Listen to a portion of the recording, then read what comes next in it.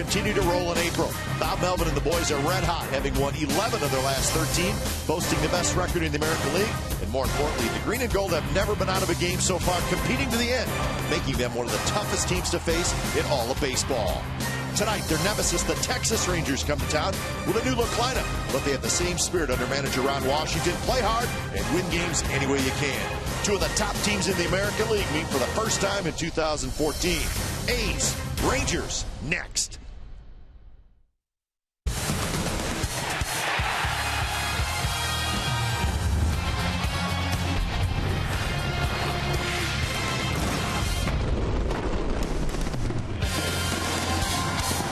Monday Night Baseball from the O.co Coliseum, the first of 19 matchups between the A's and the Texas Rangers. And we got a good pitching matchup tonight. Yu Darvish for the Rangers, Dan Straley for the Athletics. It's the first of three, and it should be fun. It's the Oakland A's hosting the Texas Rangers, and it's coming up right here on Comcast Sportsnet, California.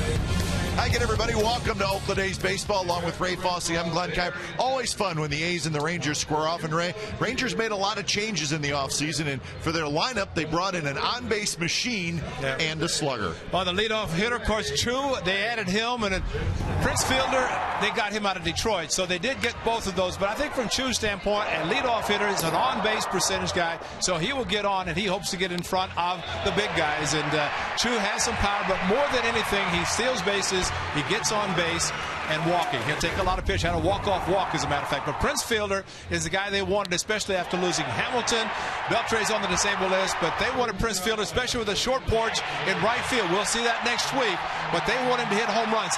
With Detroit, he hit a lot of pitches to the opposite field. The one good thing about him, he'll play every day, and if he does that, he'll put up the numbers. Straley and Darvish, that's your matchup. And Ray, for Straley, he beat the Rangers 3 times last year. Darvish, very, very good pitcher, but he struggles against the Athletics. Well, from Straley's standpoint, of course, he's clean-shaven tonight, unlike the beard that he's been wearing, but he's had success. Had a 1-0 shutout, 7 innings of shutout baseball against the Rangers. For some reason, Yu Darvish will not throw his fastball. Likes to use his off-speed pitches. He pitches out of the stretch all the time. He has an assortment of pitches, but the one pitch, the one fastball that he can throw with good velocity, he just does not seem to throw. He will strike out a lot of batters, but it will be with off-speed pitches. So we've seen these two teams play some great games, great series in the last 4 or 5 years, so we're looking forward to another one of those great series starting tonight. It's the first of 3 from the Coliseum. It's the A's and it's the Texas Rangers. We'll have lineups and first pitch from the ballpark in just a moment.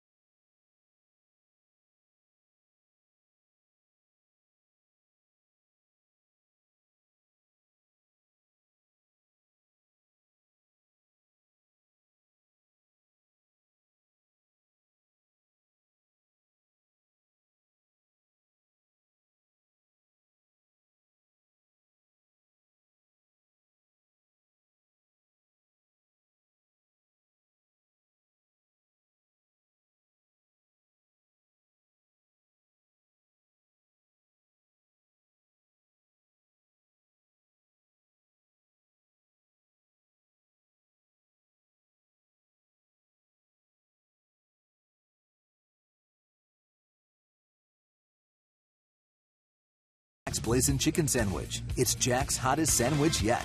And by Toyota, #1 in MPG, durability, and resale value. Toyota, let's go places. Beautiful night at the O.co Coliseum. Let's get ourselves ready for the Rangers and the Athletics. First time here in 2014 as Dan Straley and the Athletics take the field. Here's a look at the game time weather presented by the Santa Cruz Beach Boardwalk. The admission-free boardwalk is open now for spring break. 61 degrees. The hoodies are out, so it is a little cool tonight. It is still April as well, so. And a night game. And a night game. Well, marine layer coming in early, but the fact that no rain, beautiful, and be able to get the games in. All right, the lineup for the Texas Rangers, and as we talked about in our open, some changes. Shin-Soo Choo, big contract. He's the leadoff hitter in left field. Anderson short. Rios in right. Prince Fielder is the cleanup hitter. Kevin Kuzmanov doing a nice job at third base. Beltre on the DL. Mitch Moreland. Donnie Murphy, another former Athletic. Leonis Martin is the center fielder hitting eighth. And Robinson Chirinos will catch and hit ninth. Dan Straley will try to recover and rebound from his last start. That came against the Angels. Pitched short. Attacks the bullpen. The A's did win the game. No decision for Dan Straley. Did give up 6 earned runs. So success against the Rangers, and especially at their home park, which has a new name. We'll find out about that next week. But Dan Straley clean shaven tonight for this start. Imagine B.I. without a mustache. Now we see Dan Straley without a beard. Man, you throw that question on me before first pitch. You imagine B.I. without a mustache? I got a headache now. I can't start this game with that thought on my mind. That is just not fair. I guess it shook up Straley too. First pitch, 7:07. So we're underway, and Choo takes the ball. So Straley against Choo, first matchup of the night. And you have to throw him strikes. He will take pitches and he will walk. A lot of money for an outfielder and leadoff hitter to get on base, and they hope to get the full complement of players back to be able to take advantage of his on-base percentage. Yeah, they're a tough team to read right now, the Rangers, and they are playing good baseball right now. They're 11-8, and they've won 5 out of their last 6. But their pitching staff has been beat up with injuries. They're playing without Beltre, and they just want to get everybody together and then get a read on their team. I don't think there's any doubt when it's all said and done. They will be a pretty darn good team under Ron Washington. Rangers 2-4 on the road, 9-4 at home, and his 8th season already as the manager for Texas. Well, I was telling him too, and he remembers as we went in the first month, his first season, they wanted to fire him because he got off to a bad start. Still here in his 8th year, and that's quite a compliment. That one's ripped to right. That's hit well. Reddick racing back, and that one is gone. Choo with the home run off the concrete in right center field, and the Rangers lead 1-0.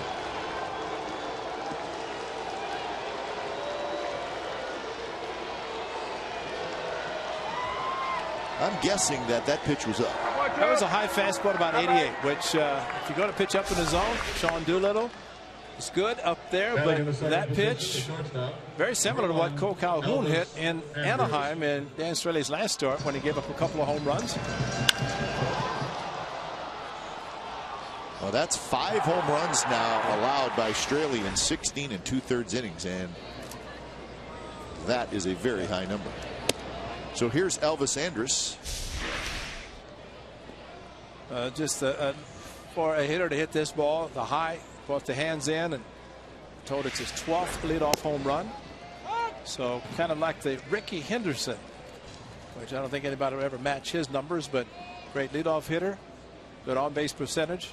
He had the home run. Darvish has a 1-0 lead at least before he takes them out. And that one missed a little low to Elvis Andrus. So 2-1 to count to the Rangers shortstop, hitting .296 with a homer and 3 RBIs. And he went around that time. Alex Rios in the on-deck circle.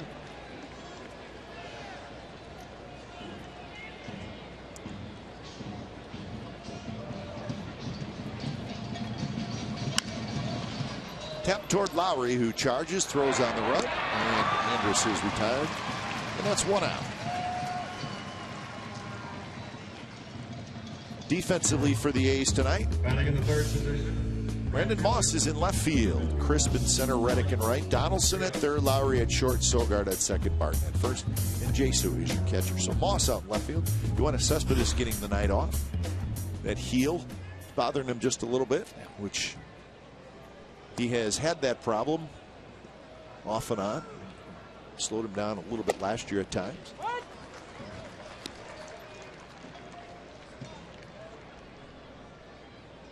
Big difference. Cespedes in or out of the lineup. So 1-1 to Alex Rios, hitting in the third spot. Rios .316. Straley only gives up 1 run. The A's have a chance.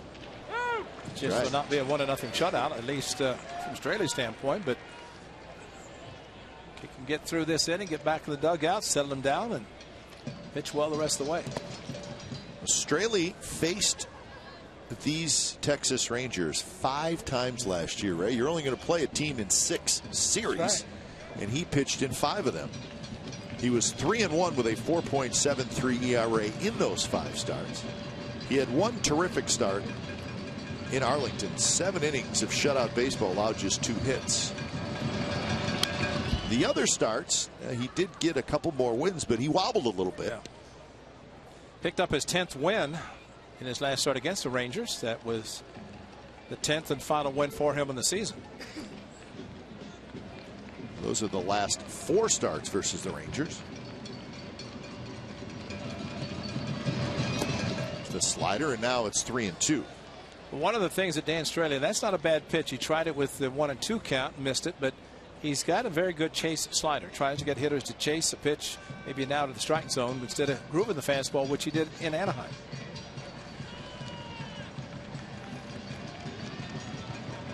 Straley kicks and the payoff pitch, and that one just missed inside. Boy, that looked like a pretty good pitch. Rios took it. So there's a walk. Now this is Cespedes in his last at bat, and it's his right heel. And you can see there's a little lip there, and he said it just acts up occasionally, and it's a little bit painful. Said it was feeling a little bit better today.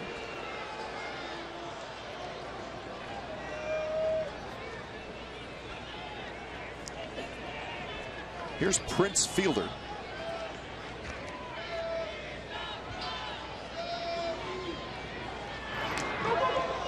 And that one trickles away from Barton. These are also in a stretch where playing 13 consecutive games, then a day off, and then 6 more. And early in the season, so the A's being cautious. Go some warm weather in Houston and Arlington, Texas. Rios runs, pitches a strike, throw to second base is right there, and they got him. Jesu throws out Rios, and that's the 2nd out. Back-to-back attempts, and not surprising, Tim Bogart, the bench coach for Ron Washington, and I think what the Rangers are seeing now is John Jesu, better footwork, stronger, more accurate arm. This is a straight steal all the way by Rios, and the throw beat him by plenty. So I think maybe that will set the tone for this series. But Jesu making that very good throw. Taps to Donaldson, who is playing the shortstop spot with the ship. Prince Fielder's retired, and so are the Rangers, but they get a run on Shin-Soo Choo's 2nd home run of the year. 1-0 Texas.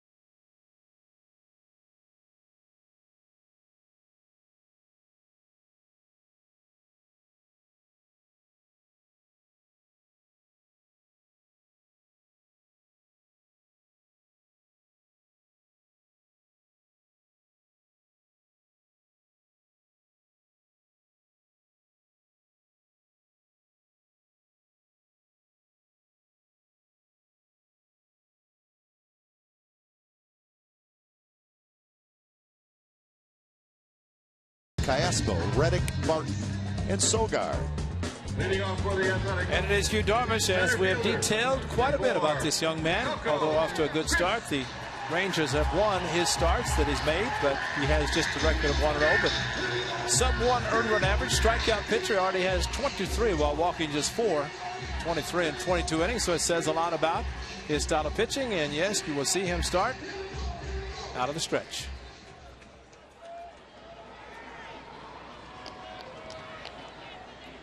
So Coco steps in against Darvish. And the first pitch is a fastball, and Coco swings and fouls it back. Bounces off the facing of the second deck and down into the lower deck. That's a case of a hitter maybe realizing that he's going to see a lot of off-speed pitches. I see a first pitch fastball, which he did. Swung.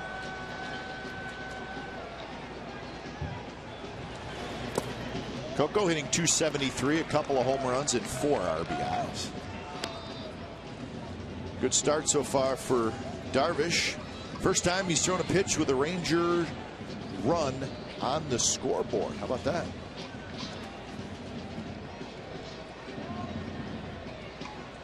Darvish's 4th start, 0.82 ERA.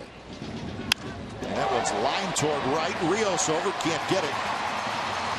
And Coco with a turn, hustles back, and a leadoff single for Coco Crisp. There's a breaking ball. Slider came right into his swing, and Coco Crisp, very aggressive, and curveball, slider, something off speed, and Coco jumped on it, hit a line drive, and tried to hook it down in the corner, but Rios a good job of cutting off the ball before it got down in that area. Nice swing by Coco, and then from the left to the right side, similar approach. Exmo brought to you by Cache Creek Casino Resort. So Coco's aboard, and he runs, got a good jump. Throw is not nearly in time, and Coco Crisp easily steals second base. Talk about going on first move, and a pitcher not even looking. And Coco taking advantage. Look at the jump he gets, and he's sneaking off. As soon as Darvish lifted his foot, Coco knew he was going to the plate and took off, and Giannis had no chance. So Coco, it's his 5th steal. The A's are now 12 for 13 in stolen base attempts this year, and that's pretty darn good. Well, now Jaso's throwing out guys who won yesterday a third, Altuve, and tonight Rios. That's good because they're throwing them out. Their own guys are stealing them. So Coco Crisp now with 146 stolen bases as an Athletic. Let's see, 867. That's a bunch for Ricky.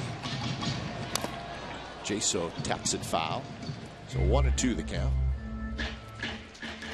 Well, Jaso said he likes to hit in the second spot of the batting order, and of course we have seen Lowry in the second spot, Donaldson, and now Lowry's moved down to third with Donaldson 4th and Moss 5th. So Jaso moved up into the second spot, and here as he tried on that pitch, trying to pull the ball to the right side. The A's would like to get at least the run back that was hit out by Chu. A's come in with a 13-5 record. The only team with a better record in the major leagues, the Milwaukee Brewers, who are 14-5. The A's have won 3 in a row, just swept the Astros, and they have won 7 out of their last 8. So they're playing very good baseball in the early going. Jaso hits it hard, but foul. A's are 6-3 at home. They're 7-2 on the road. And the only team in the majors that has not lost back-to-back games. You think about the A's road trips, and another one, big one coming up starting Wednesday. But the Rangers have already played and won 9 games at home of the 13 that they've played there. Well, we've talked about it a lot. The A's first 5 road trips this year are all 3-city trips, which is almost unheard of. Exactly. In the, under the new guidelines of the scheduling, anyway, you're right. Generally, a team will have maybe 3 or 4, maybe not 3-city trips for the whole year. So the A's first 5 are that way. As we always say, though, Ray, it always evens out. Yes, it does. And front load the road trips, back load homestands. That's right. And Darvish just made a pitch on the 2-2, the fastball outside. That Chernos lucky he caught it. He set up inside. The pitch was away. So bounces that one foul again. So the count remains 3-2. Let's look at the defense for the Texas Rangers tonight. It's good outfield with Chu in left, Martin in center, Rios in right, then Kuzmanov, Andrus, Murphy, and fielder with Chirinos the catcher. Their old friend Kevin Kuzmanov. A great pickup by the Rangers. And there's that curveball, and that was a good one, and Jaso swings over top. So that's his marquee strikeout pitch. That's it. And he will throw it. He threw a 2-2 fastball, but came back with a curveball on 3-2. And Jaso maybe out of the strike zone, still trying to pull the ball to the right side. And similar swing that he had against Qualls on Saturday when he pinched hit and swung at a slider.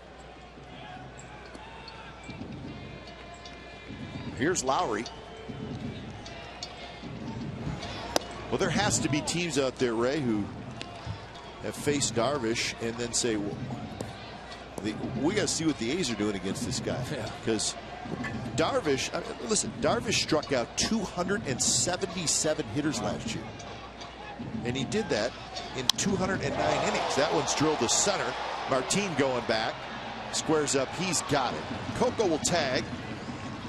He'll ease into third. That's the second out. But for some reason, Darvish has struggled against the Athletics. In his 7 starts in his career. You look at what the other teams have done in blue, and then you look at what the A's have done.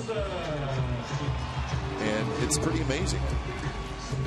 Because, I mean, he's a very good pitcher. You do not strike out that many guys and not have something going for you.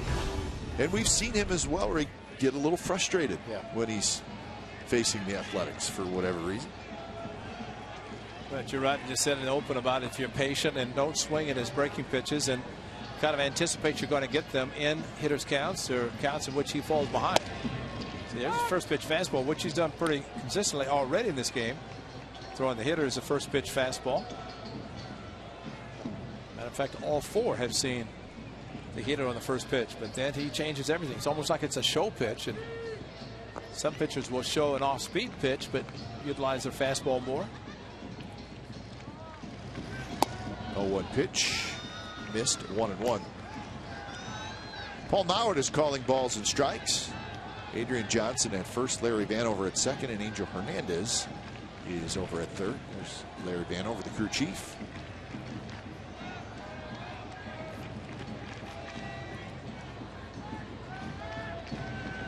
So 1-1 to Donaldson.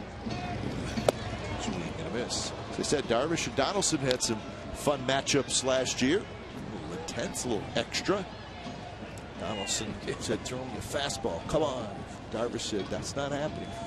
And he's throwing. That's not what they said. Yeah, but he's thrown in 3 in this at bat, so maybe he's remembering what happened last year. So 1-2. And that was a fastball again, and right in the outside corner. A very aggressive Josh Donaldson against Brad Peacock. Jumped on a fastball 2-1 and crushed it. And daytime baseball much different than nighttime here at the Coliseum.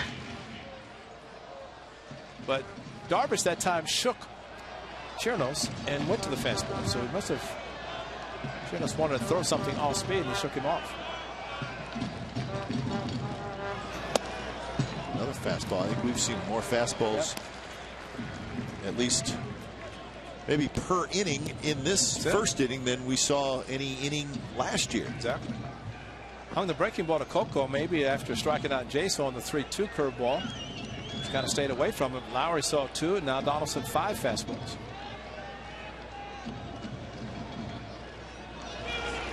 And there was a breaking ball, and it's lifted toward Rios in right, who slides to his right. He's got it. Side retired. He's going to lead off single. Coco stranded at third. 1-0 Rangers after 1.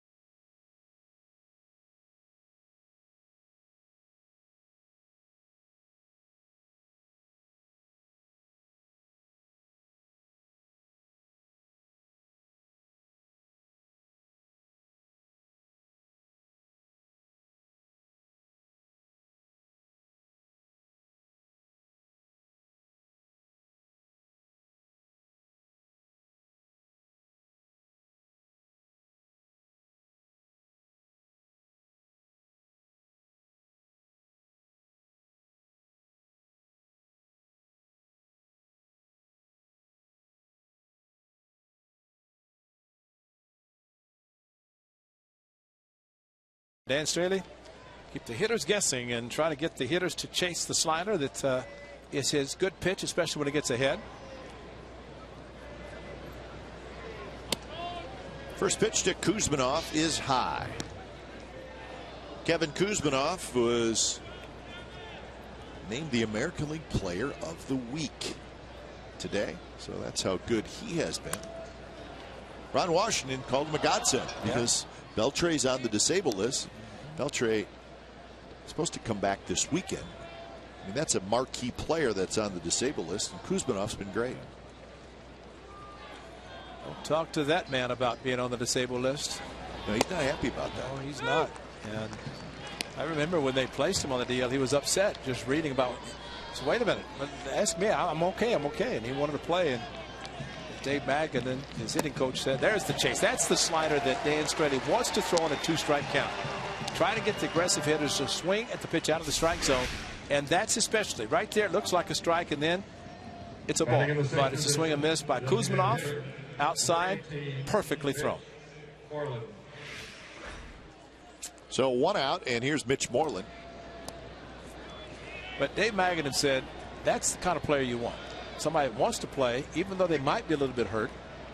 But maybe the Rangers knew that he wanted to play and play hurt, so they shut him down. But Prince Fielder plays every day, and when you play every day, you have a chance to make up for any deficiencies you have, swinging the bat, numbers, but you're there every day. Well, I think you and I have agreed on Beltre. We both like him a lot. Absolutely. I mean, if you're a baseball fan, here's a guy who wants to play every day, and when he does play, he plays hard. He's a very talented guy, and he has a good time too. That's part of it. Well, and I commented to him about that when we see him at third base. The coach will talk to the runner. He'll walk over so he can listen to him, and he say, "Hey, you have to have fun in this game.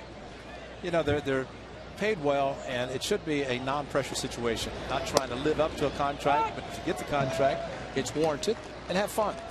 Play the game nice and easy and loose, and you're going to put up better numbers that way. And if you're concerned about justifying the contract, those numbers will come out because you're playing relaxed." Swing and a miss, and now 3-2 to Mitch Moreland.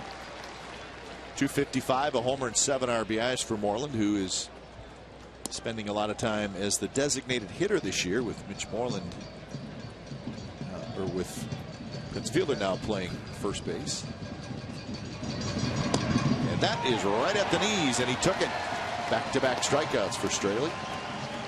What are you looking for? That's 3-0 to 3-1 to 3-2, and you're taking a pitch 3-2, and I don't know what he could have been looking for, but it was a perfect thrown pitch by Dan Straley. And you're right about Mitch Morley. He's had some great games against the Athletics, but once Prince Fielder was acquired, I mean, they were having him play in the outfield, and now more than anything just the DH, especially against righties. Here's Donnie Murphy. Murphy spent a little time as an Athletic. Bounced around since then. Jerks in profile, the young middle infielder for the Rangers, who is going to be their starting second baseman. He's hurt. Had shoulder problems all through spring training, and he's going to be out for a while. And he will be back at some point this year. That's a key guy who's injured. Remember, they traded Ian Kinsler to Detroit to get Prince Fielder. Ian Kinsler, of course, their excellent leadoff hitter and second baseman. That's Profar right there, who one switch hitter.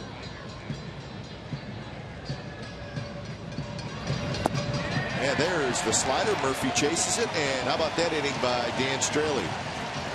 Strikes out the side, 2 swinging, 1 looking. Bottom of the second coming up.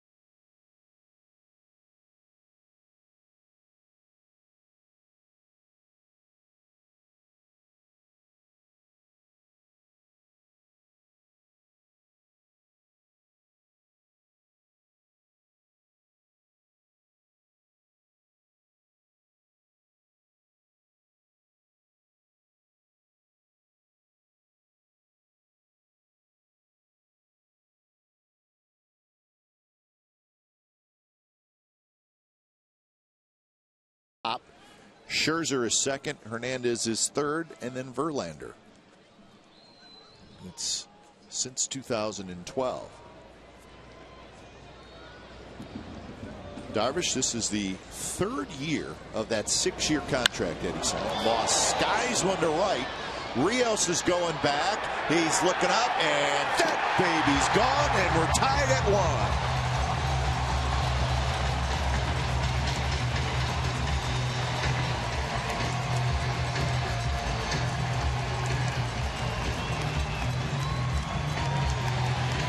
Well, guess what? That's home run number 4 off the bat of Brandon Moss against Yu Darvish. 1 in 2012 and 2 last year, and he starts 14. How about his numbers? Wow. 4 home runs now for Brandon Moss. And there you have a tie game. Jumped on a first pitch, high fastball, as Chu did.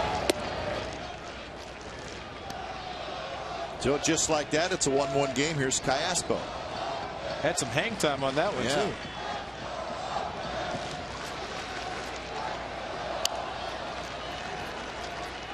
So 1-1 to Callaspo. But again, not waiting around, and maybe these guys are seeing the fastballs thrown by Darvish, and well, Brandon Moss on a cool night, I think he knew he got it, and And he touched his helmet twice. Normally it's once as he rounds the bases, but he got it twice before he got to first. Must have known. Now Darvish will go to the all-speed pitches. Yep. I think he's thrown enough fastballs for the night. That's the first home run he has allowed this year in 23 innings.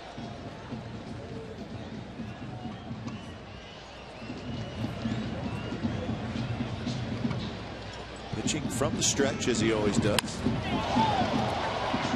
Martin gets back, now stops and comes back in. He's got it.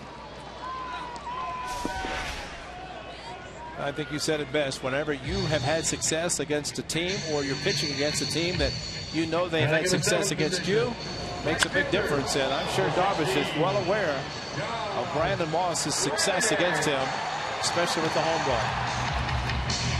Darvish, wow. Ooh. Enough fastballs.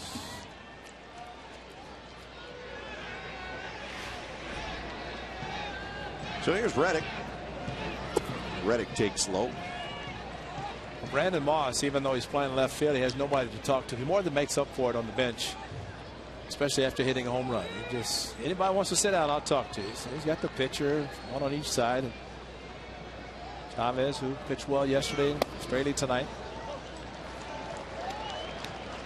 You know, his son James is just ecstatic, you know, with Daddy hitting a home run.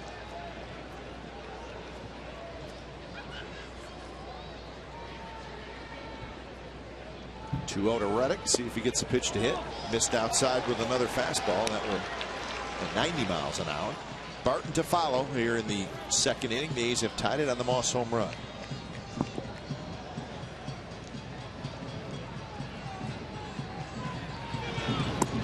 And that's low, and it's a 4-pitch walk. I don't know if he's going to, but he looked like he had the green light for it, though. But recognized the pitch was out of the strike zone and took it. Batting eighth, first baseman, number 10. So Barton will hit. He will have a hole on the right side with Reddick being held by Prince Fielder.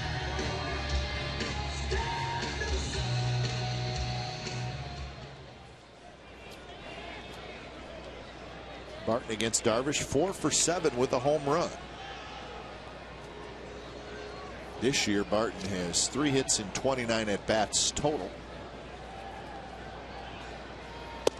And there's a fastball first strike. Well, this was on September the 4th last year, and here Barton, of course, came back up in September, a lot more aggressive, and that was a breaking pitch, a curveball that he hit. Darvish was hammered in that game. 5+ innings, 5 runs.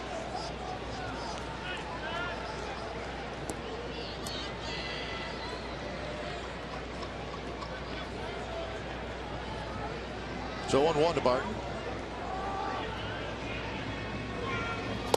Swing and a miss. 86 miles an hour.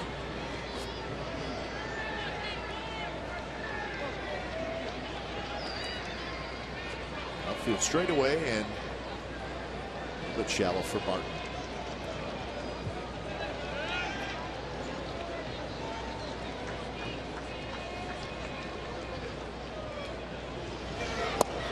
I think Martin, the center fielder, plays everybody somewhat shallow. He's just one of those center fielders that's where he likes to play.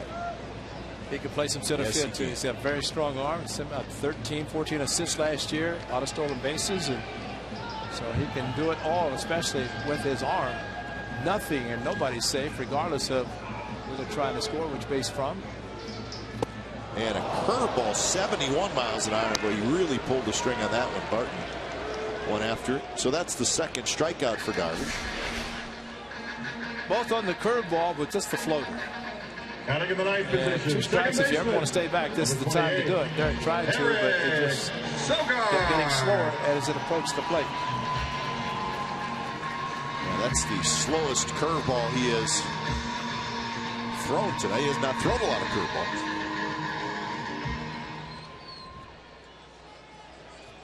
So here's Sogard with 2 outs.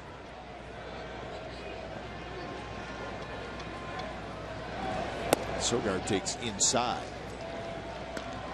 Breakdown for Darvish lots of sliders. That's the highest amount of sliders we've seen from probably anybody this year or last year. 31%. The cutter, different version of the fastball. Split finger fastball and a change. Right center field. That's a base hit. Reddick digging for third, and they're going to hold him up as the throw gets into the catcher, Chirinos. So Rios, the right fielder, cut it off. And that's a nice play by Rios. Yeah. Otherwise, the A's would have got a run.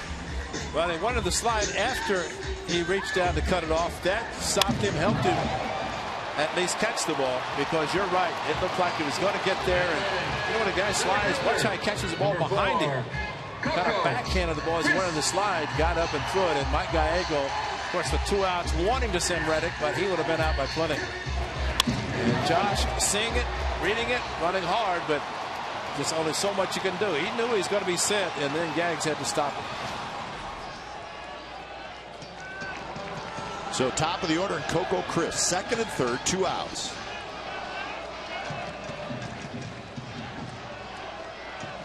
That's when you're at first base and a ball like that, you want to have Craig Gentry type speed. That's right.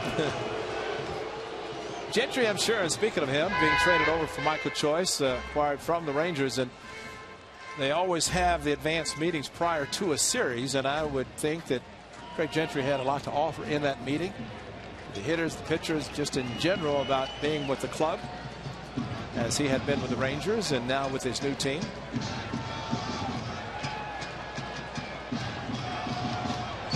First pitch to Coco is a fastball just a little bit below the knees. There's Craig Gentry. One thing about Paul North tonight, we've already seen he is not a low strike umpire. Anything down low so far he has not given it. He has given the high strike.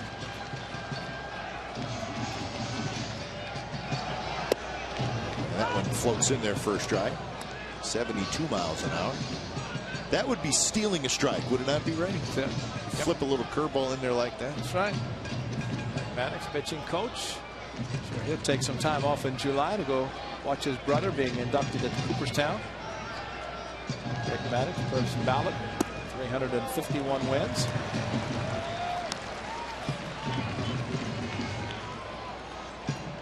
I think Mike Maddox was acquired from the Milwaukee Brewers as their pitching coach. That's right. Nolan Ryan, a Hall of Famer, who's now with the Astros, brought him in, and he's done a very good job with the Rangers and their staff. Gary Pettis behind him, third base coach and Bay Area native. Well, for all those years, Ray, the Rangers were, even when they had good teams, they would just score bunches and bunches of runs. But the last 4 or 5 years, when they've had this nice run of success, they've had very good pitching. Absolutely.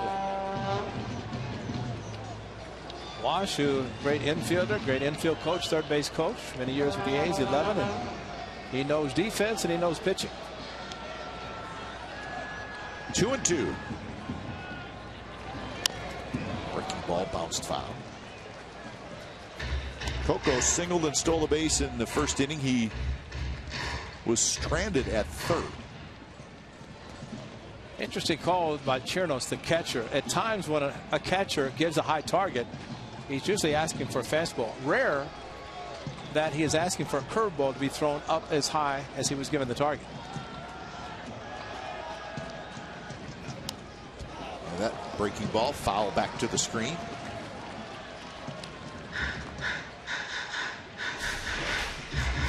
Coco just protecting. That's what good hitters do. Foul off the tough pitches and try to get one.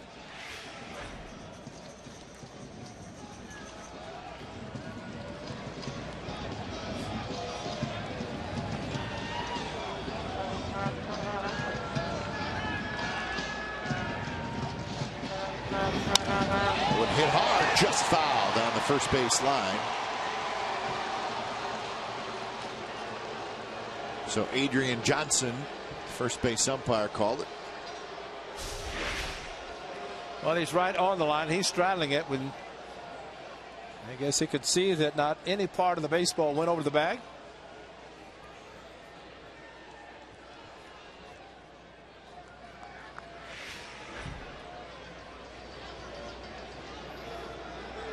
Yeah, Bob Mills asking what did you see, to someone standing near the sideline. Of course, they had a pretty good view of it.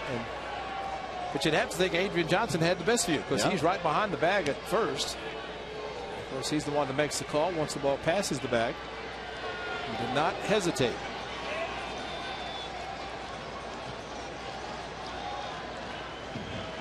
So 2-2 again. Pitch number 42 coming up from Darvish. And it's line to left, and that's a hit. 1 run scores. Here comes Sogard. Chu's throw to the plate is cut off. And it's a 3-1 game. Coco with a huge 2-out, 2-run single.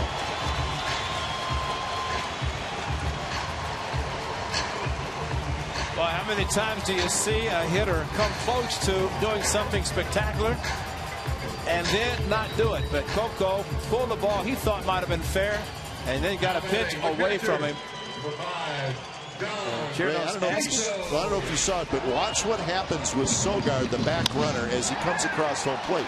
Chirinos is blocking the plate. I don't know that he's doing it on purpose, but he was blocking the plate. And the umpire, I think the umpire made the call. See, watch. Yeah. He points at the catcher, and I think he was going to call him safe no matter what, because of where Chirinos was standing. But if you watch him, though, one of the things, he's going after the ball because it's going to be up the line and then trying to get out of the way. But when Kuzminov cut it, Chu did not make a very strong throw. But you're right, he pointed at the catcher and pointed at home plate. And, you know, you're not supposed to come close to blocking the plate like he started to. But Sogard kind of in no man's land, but the throw was cut off. Coco Crisp, the great opposite field hit, and the A's have taken the lead.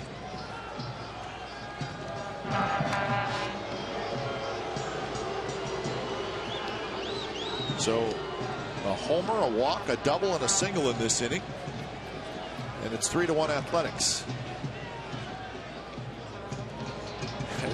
Is that your comb over? That is the 7th grade comb over.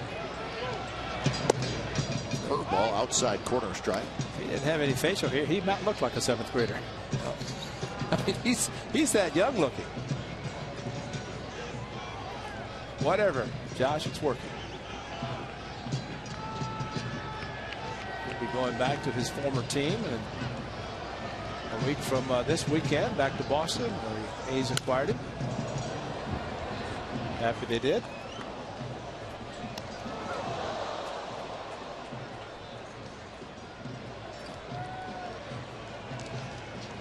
Right, the world champion Red Sox.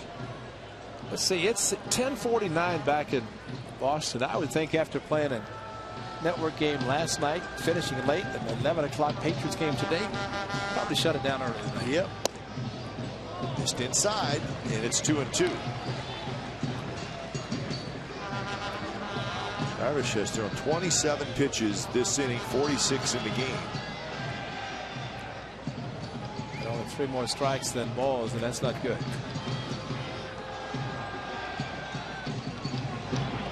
Curve, and that one stays high. Just watch the home plate umpire. Paul Nard is telling you, he's shaking his head on the previous. Watch the head of home plate umpire. It's not a strike. I mean, he's letting everybody know. Coco fouled off 3 after getting 2 strikes, and that was the pitch count a little bit. But other than that, it's just a lot of pitches per batter for Darvish. 3-2, runner goes. Strike 3 call. Jaso flipped the bat. He thought he had a walk. He did not.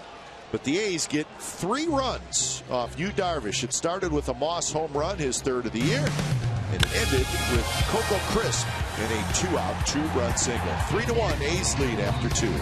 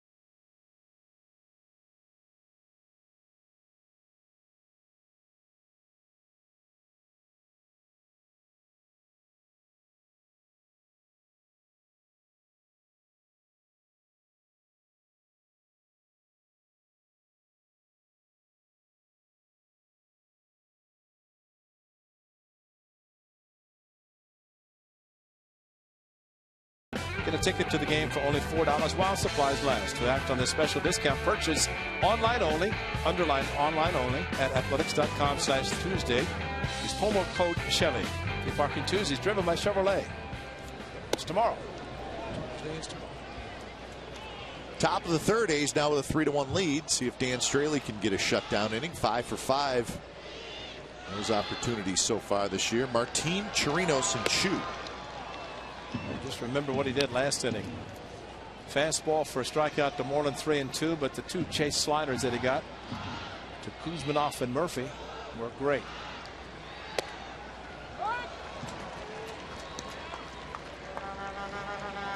Martin off to a good start.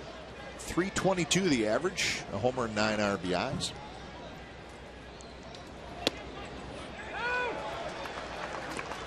I think the Rangers are hoping this is the year that this young man puts it all together. Showed flashes of being a pretty good player last year. Well, Leonis Martin and Martin Perez, a couple of 2 young players that, like I said, the Rangers are hopeful. Perez, the A's will see in the final game on Wednesday. 3-0, and this young Perez, a great center fielder. He's won a lot of games on the walk-off fashion. Yes, he has. There's Martin Perez. And that one hit Martin in the foot. So a breaking ball. So a leadoff hit batter by Straley. You know, while the slider is great to the right-handers because 2 hitters that chase them, lefty, though, it's same slider goes inside and hits him in the right foot. Took a stride and tried to pull back.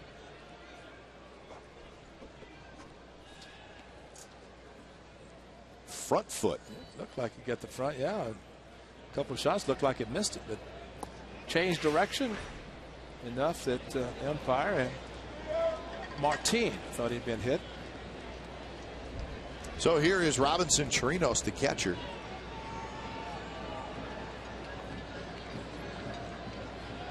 Of course, last year it was A.J. Brzezinski who did most of the catching, and he signed with the Red Sox. The Rangers brought Giovanni Soto back, but Soto is hurt. Soto's got a bad knee. He's out for a while. So another injury that the Rangers are trying to weather. So Chirino getting a little bit more playing time.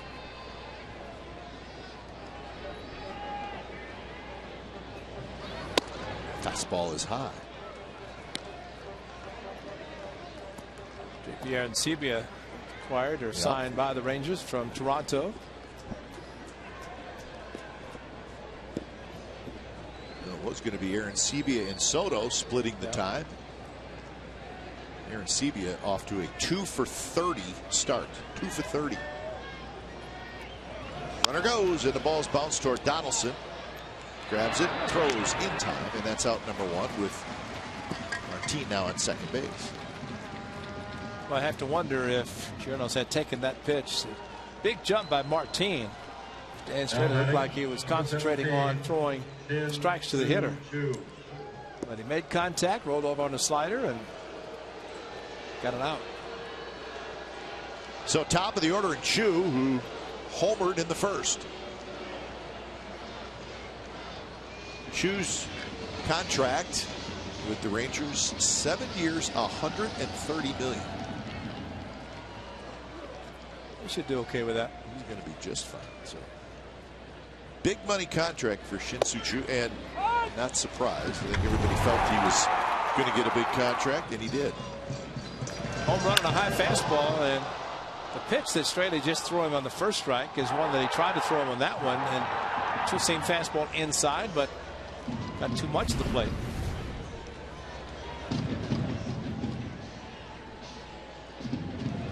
One pitch is a fastball inside. Of course, Chu, his real good years with the Cleveland Indians, and then last year the 1 year in Cincinnati.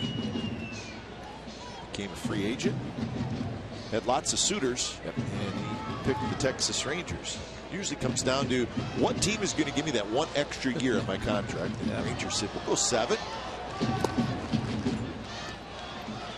think with Chu, Ray, he's not a big slugger, but he really does everything pretty well. He's a good outfielder. He's got a good arm. He can run some. He gets on base, he's an on-base machine is what he is. And he's got some pop. He'll hit the ball to the ballpark. Just a very good all-around player.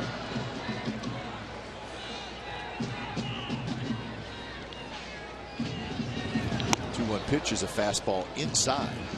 And playing the center field as he did, especially with Cincinnati, you don't expect your center fielder to hit a lot of home runs. Nope. Goku had 22 last year, but now he's playing a corner position where home runs are expected a little bit more from corner outfielders, infielders. Not that he will try. He'll stay with his same game. 3-1 pitch is up and away and choose a board. He is just not finishing his pitches. And Straley living in the danger zone upstairs. So Elvis Andrus takes over. And he's got a shot with 2 on and 1 out.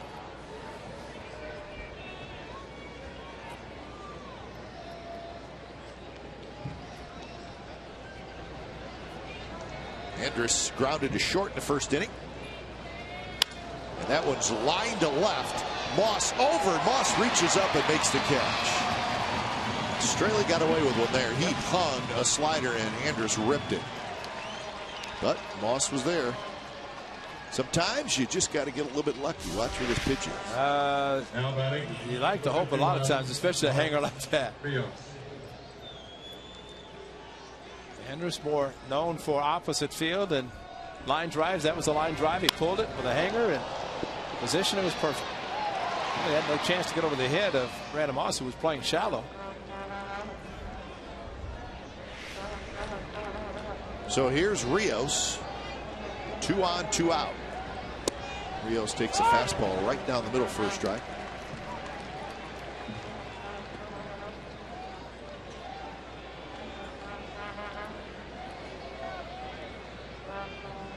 Rios walked in the first and then was caught stealing. And that one's lined right at Donaldson's side retired. What'd you say about me, Lucky? Sometimes you got to get a little bit lucky. 3-1 A's lead. Bottom of the third coming up. You're right on there, partner. The Diamond Vision. It's the old shell game.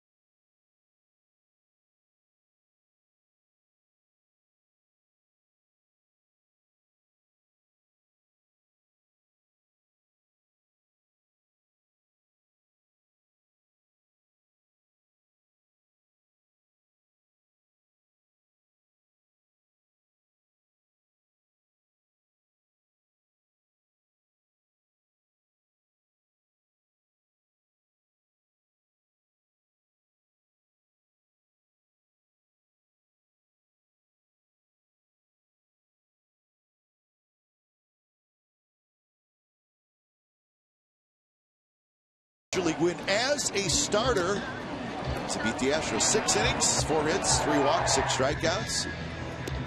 He said it himself, Ray, that he had a battle a little bit. Maybe did not have his best stuff, but certainly good enough to get a win.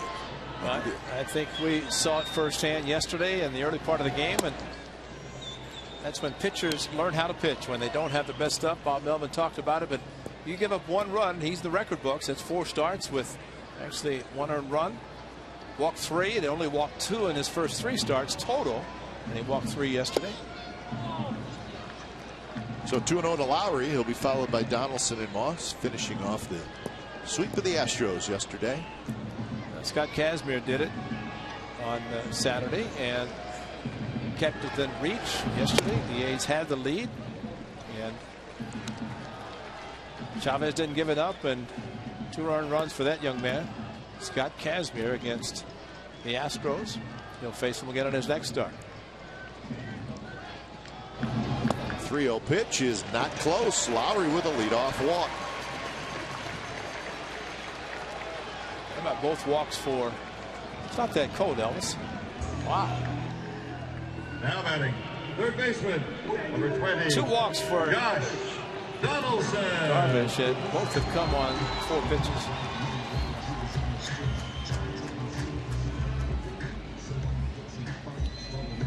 So Donaldson steps in. I guess if you play in Arlington, Texas, then this would be considered cold. He's a little chilly. Slider outside.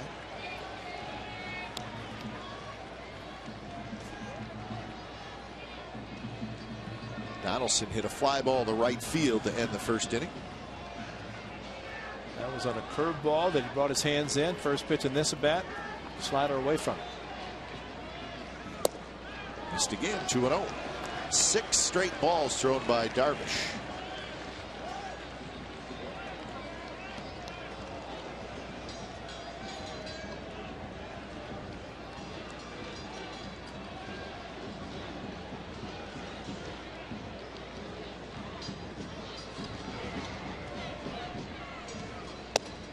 That fastball in for a strike. Yeah, we talked about Darvish and how the A's approach him and breaking pitches, but there's an example right there. He throws 2 pitches out of the strike zone. Throws a 2-0 fastball. Pretty hittable pitch, but yet Donaldson didn't swing at it. So all that does is add more pitches in the at bat. And he might get a little better one with that hanger. 2-2 now after that line shot.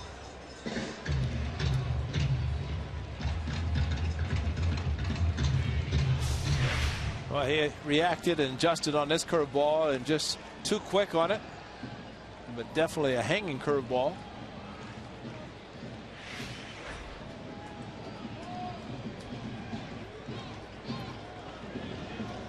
So Lowry at first after the leadoff walk.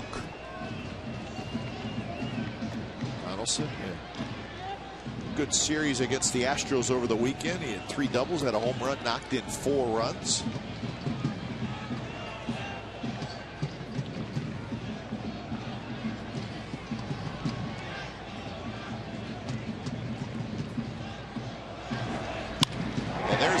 Drive, and that's a base hit to left field. Another slow curveball, and Donaldson just reached out, lined it into left.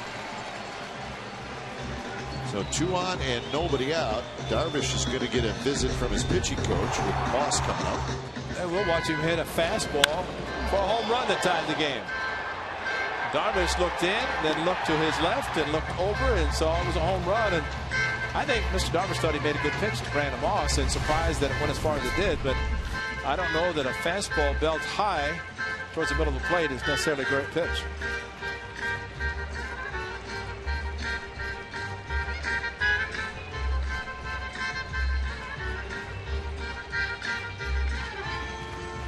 So the meeting is over.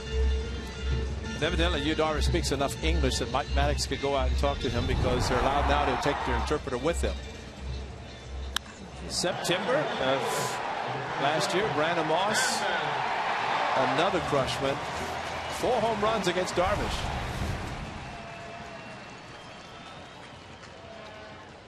So Moss steps in. High towering home run in the second. That one's hit toward Prince Fielder backhands. He's going to get the out at first as he flips to Darvish. So a productive out by Moss as the runners move up. So Callaspo is going to have a chance to knock in a run. That is a great at bat because he did roll over and try to hit it through the ship. Prince Fielder pretty adept at playing first base. A nice flip to his pitcher, but 2 runners advance, a couple of runners in the scoring position. So the A's will try to do something that maybe has been one of the inconsistencies for them this year. That's a runner at third and less than 2 outs, and Ron Washington's going to bring his infield in and try to cut him down. First pitch to Cayaspo is a strike. So you don't see that very often, though, Ray. The 2 infielders on the left side are in. The 2 infielders on the right side are back. But now Donnie Murphy trots in. I don't know if that was planned that way or. The guys on the left side are backing up. Yeah. 0-1 is a fastball inside, so the count 1-1. Well, as you mentioned, the defense looking at Chu in left field. We saw a hose of the Astros playing very shallow. Chu's way over here. I mean, that's him there. Look at the gap between he and center field and Martin. But Cayaspo uses the whole field. Well, that is the closest we've ever seen anybody play to the left field line. No doubt about that. Just slow curve, just couldn't pull the trigger. I would hope and think that Cayaspo would approach it a little bit differently now with 2 strikes. Just his little slap hit might find just enough to get over the infielders.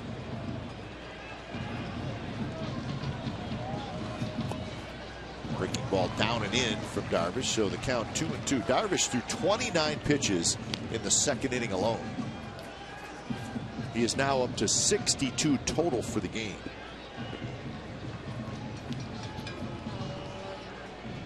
$19 in the first.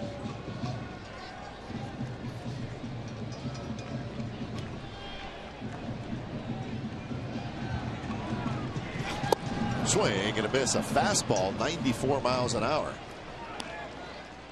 So Darvish gets a big strikeout, and he got it with a fastball, which you just don't see very often from him. Well, you don't, especially after the slow curve, and maybe that surprised Cayaspo that he did get the fastball. But Number 16.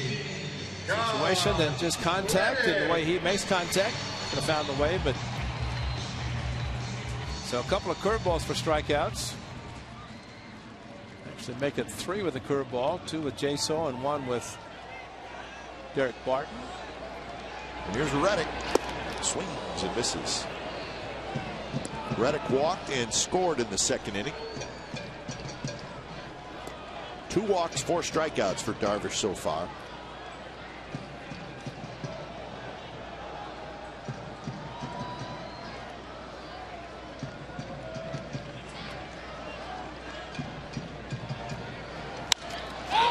Popped up. Shallow left field, and Chu is going to come in. He's got it. Side retired. So the A's had a good opportunity, second and third and 1 out, but they could not get anybody home. It's 3-1 Athletics after 3.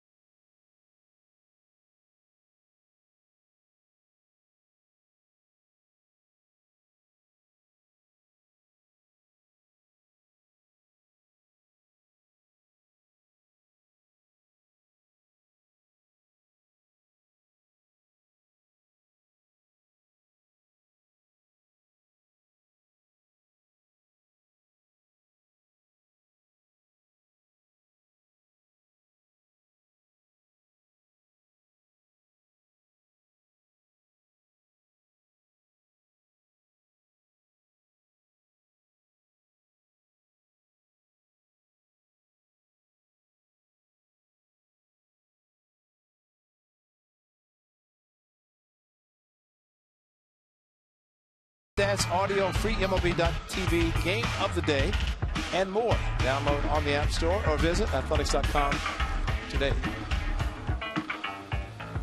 Cool night at the ballpark. He's with a 3-1 lead in the top of the fourth. It'll be Fielder, Kuzminoff, and Moreland. I always like to say these are equivalent to a shutdown because the A's had opportunity, second, third, one out, didn't do it. And now Dan Straley, instead of having a bigger lead,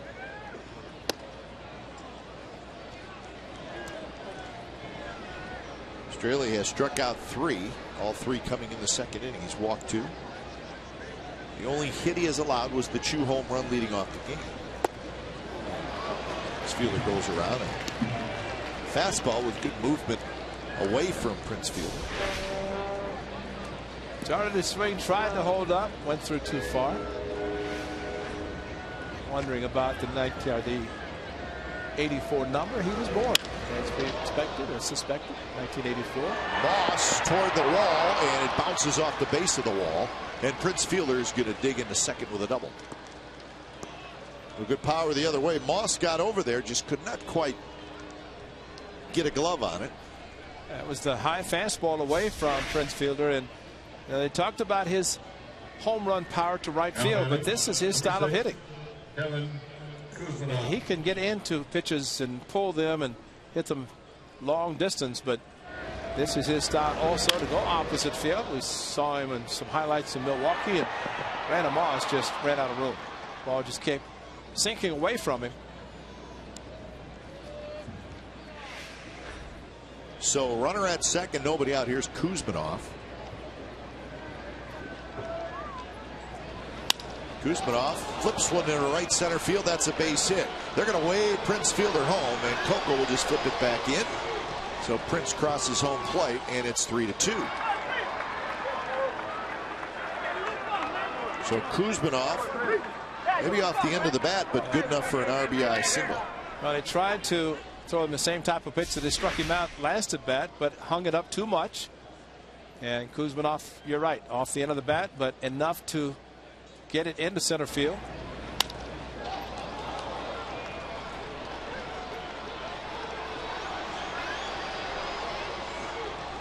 So 3 hits off Straley now as he gets a visit from Kurt Young. Old teammates. Kuzminoff played with the A's in 2010 and 2011. For 18, Mitch Moreland. He had one good year, and the second year, boy, he just couldn't get going at all.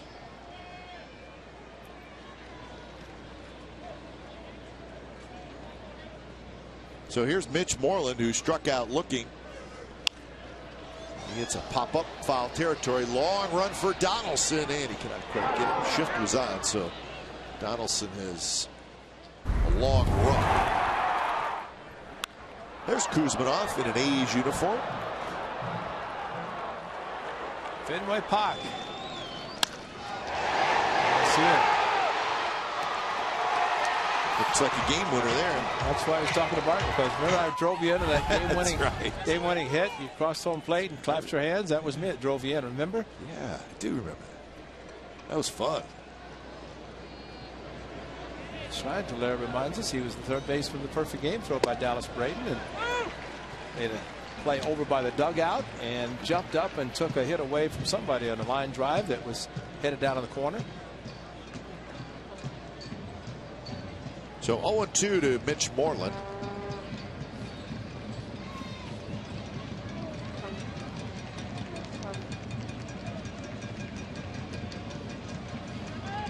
Well, Moreland, one of those guys who probably likes hitting here at the Coliseum. This could be a tough place to hit at times, but Moreland has hit 7 career home runs here at the Coliseum.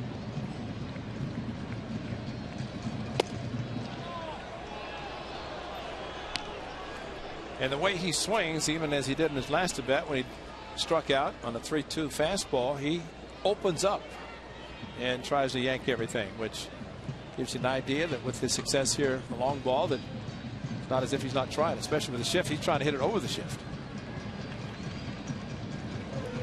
Swing. and a miss. Foul tip, and Moreland strikes out for the second time. So that's out number 1 here at the top of the 4th. Straley doing the best thing against the power hitter, staying away, and Jason wanted to pitch up a little bit. He did with the rotating away, and there's that opening up of the hips, trying to pull. And well, as a pitcher catcher, you see that. Stay out there. That was an interesting swing, Ray. It almost looked like the bottom half of his body pulled off, but he was still trying to hit it to left field. Yeah, He couldn't do it. Yeah, you're right.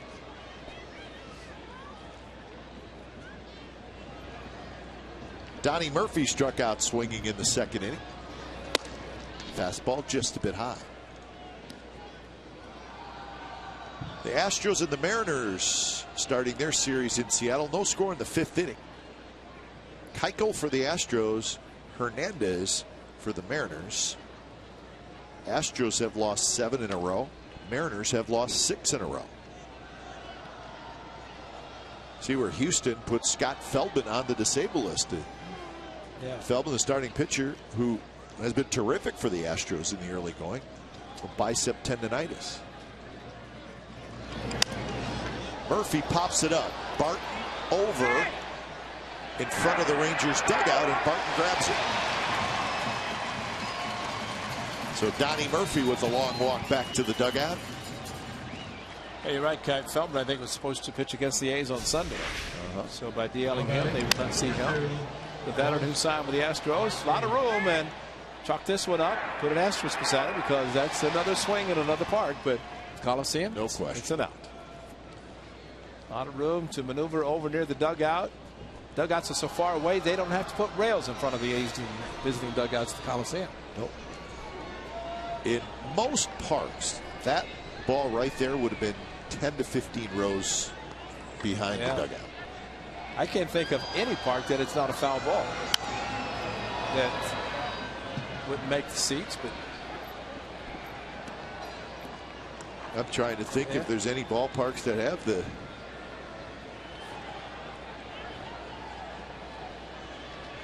I mean, nothing like this. It's not even close. I want to say maybe Toronto has a little bit more than normal, but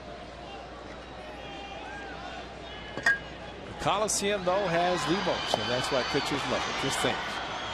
They sort of got an out on a pop-up near the dugout. That another place he'd be facing Murphy, at least with another pitcher, too.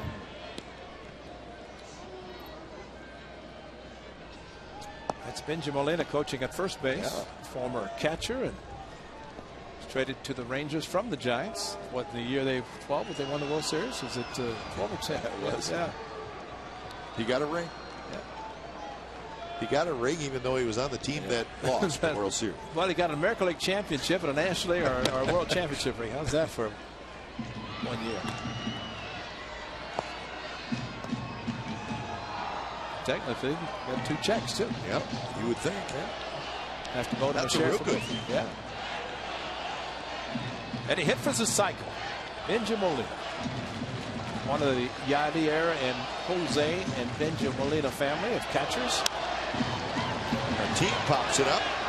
Jaso flips the mask, and Jaso hangs with it, makes the catch. Side retired. A run on 2 hits for the Rangers. Bottom of the 4th coming up. A's 3, Texas 2.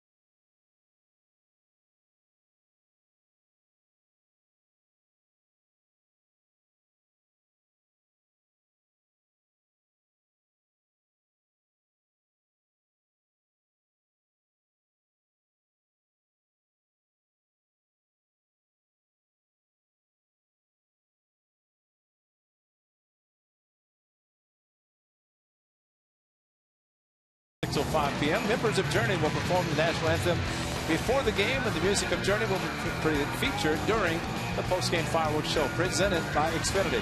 Fans can enjoy the fireworks from the outfield grass, but field capacity is limited. Tickets and information go to athletics.com/journey. Barton to lead it off here in the bottom of the 4th inning. Dirk takes high. Young man Bryce Harper, one of the young players in the National League that we'll get to see here at the Coliseum, and maybe ask him what it felt like to not run 90 feet and be benched. Matt Williams, the first-year manager, and controversy. Yeah, laid down the rules and said, hey, you run hard, I'm going to bench you, and kind of jogged first base, and he was taken out of the game. Bet it will never happen again to him, because he's more energetic probably than anybody, Bryce Harper. But looking forward to seeing him. Get a chance to visit with our good friend Gio Gonzalez back on the Nationals club.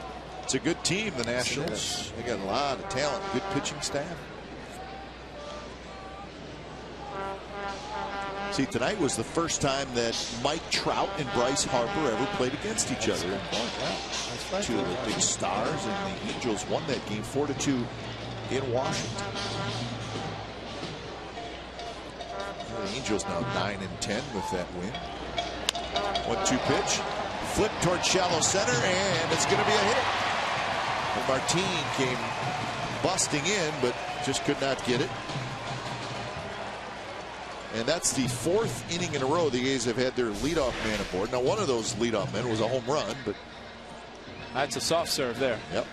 Just went down, same pitch he struck out on his first at bat, but kept the bat back enough just to serve it out over Murphy and in front of Martin, who started to think about maybe a spectacular play, but held up. There's a play, if you know your right fielder is going to be backing you up and he's going to be there, you can take a chance and dive. But otherwise, keep the double play in order. So hit number 6 for the A's. Here's Darvish. Or here's Sogard to face Darvish. Pitches a fastball outside. Yeah, it's the National League East that the A's are playing this year.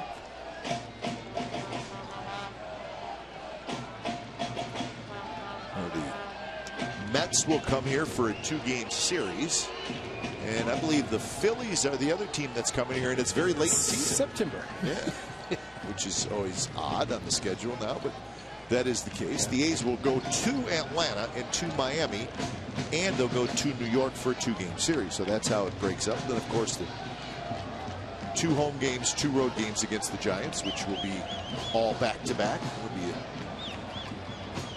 4-game series in July. Those are always fun. Grounded towards second. It could be 2, and it will be. So Sogard hustling down the line, but ball was hit right at Donnie Murphy. So a 4-6-3 double play, and that's 2 outs. And what Martin did in center field will make his manager happy, because he did not try to make this spectacular play, kept the double play in order, and his pitcher got a ground ball double play. Yeah, get your tickets right now for the September 19th game against the Philadelphia Phillies at the Coliseum. That will be a Friday night fireworks show. Wow, that's the beginning of the last homestand. Is that correct? Well, it's the middle of the Rangers are in for 3 in Philadelphia, and then the Angels. So it's good that an Eastern Division team comes in on the final homestand, and you'll see players that never seen before, and some you may never see again. The September call-ups. We will get to see a new ballpark in Miami. Yeah. Which it's fun to see new parks. Get to see a new first-year manager, Ryan Sandberg, Hall of Fame second baseman, managed the Phillies. It's his first full year. He did take over last year. 2-0 to Coco Crisp.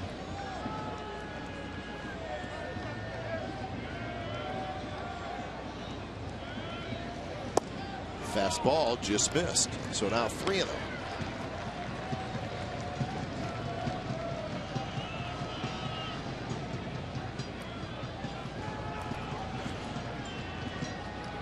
The A's have had a lot of base runners tonight against Darvish. Almost feels like they should have more than a 1-run lead. Well, they probably should, because Coco got to second base in the first, and really it got to third base, but that was on the fly ball with the second out. Second and third last inning. And there's another walk. So that's the third walk issued by Darvish. Well, now in its 8th season, the Comcast Sportsnet All-Star Teacher Program recognizes Bay Area teachers that make a difference. Visit csncalifornia.com and vote for the 2014 All-Star Teacher. Check out the finalist bios and video features. The winning teacher receives $20,000 for his or her school.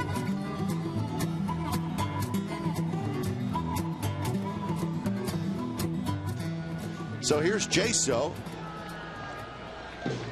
You got to think Coco may be thinking about running here. He stole the bag in the first inning. He's 5 for 5 in steal attempts this year.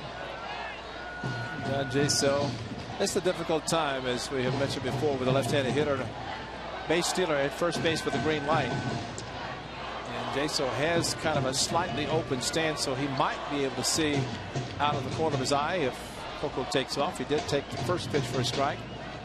That open stance at least maybe sees a little bit. He's gone from feet close together and exaggerated open stance to this one.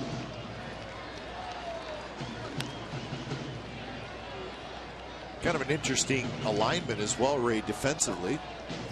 Of course, Fielder holding on Coco Crisp. But Donnie Murphy's actually shaded to his left. He's kind of playing in the hole, which just do not see a second baseman play there very often unless he's out in the outfield grass. And I know all these shifts are designed because of the way the spray chart shows where hitters hit the ball. But can your pitcher put the ball where you expect the hitter to hit the ball? And as a result, you position your infielders or outfielders. But so much moving players today. Jaso swings and misses, and the count is 1-2. Big swing by Jaso and no contact.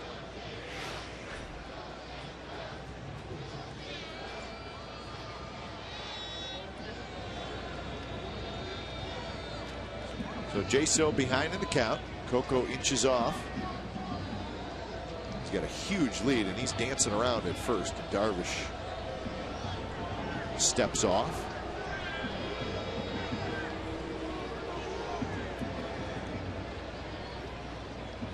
Jaso has struck out twice, once swinging and once looking.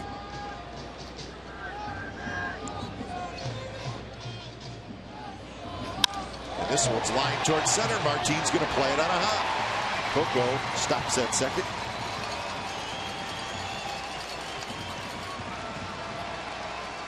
So, Ray, I think that may be another example of an outfielder probably doing the right thing. Yeah, you're right. And I think the biggest surprise, Jaso's seen all the breaking pitches. Now all of a sudden these hitters are seeing fastballs. So it might be that Yu Darvish came into the series against the A's thinking that they have seen a lot of his breaking pitches, especially in counts in which a lot of times a pitcher would throw them. But here's a 1-2 and he throws a fastball. So it's kind of pitching in reverse. But good at that by Jaso, kind of protecting and hammered it up the middle. But you're right. He tries to make the play. Ball gets by him. You know, you never want to mention Gary Pettis, now the third base coach for Ron Washington, because Gary Pettis is a great outfielder. And to this day, he cannot believe that Nelson Cruz moved in on the ball that David Freese hit over his head, 2011. Because when the ball was hit, he said it's right at him, and he could not believe it moved in as far as he did. And it's not a subject you want to bring up to him. Well, that's going to be a play that the Rangers organization will live with forever. That's a world championship on the line. And that's hard to take. Yeah. It's almost like the Indians in '97 against the Marlins, one strike away from a world championship. And Omar Vizquel keeps talking about that one. 0-1 to Lowry.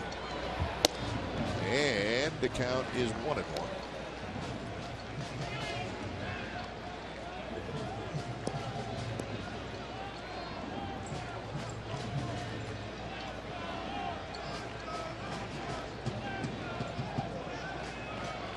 Runners go. And there'll be no throw to either bag. Pitch was called the ball, and it's a double steal for Crisp and Jaso. The A's trying to push it here a little bit.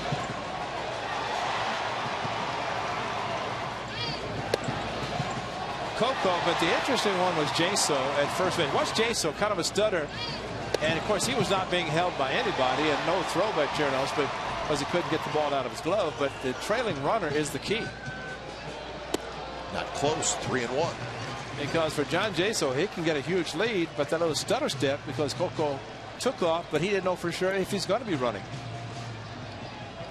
Lowry might not get a good pitch to hit, even though Donaldson's a good hitter in the on-deck circle, but he is right-handed. First base is open. And it's inside, and Chirino made a terrific play, and Lowry has a walk. So Lowry walks for the second time. That's a big league save here. This is a backhand. Watch Chirino, so the ball, and he just backhanded. I mean, that's a wild pitch waiting to happen. And what a great play for a young man who just really maybe trying to pitch carefully to Lowry, and all of a sudden he sees the slider in the dirt, just reaches far to his right and backhands it like an infielder taking one to the side.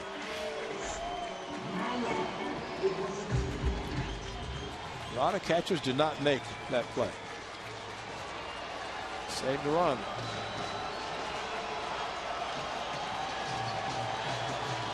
So here's Donaldson, bases loaded.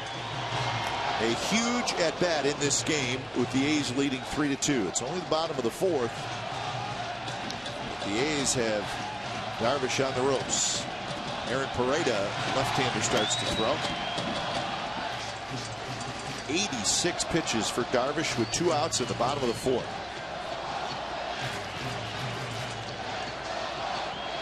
Donaldson looked fastball first pitch, got a slider out of the strike zone.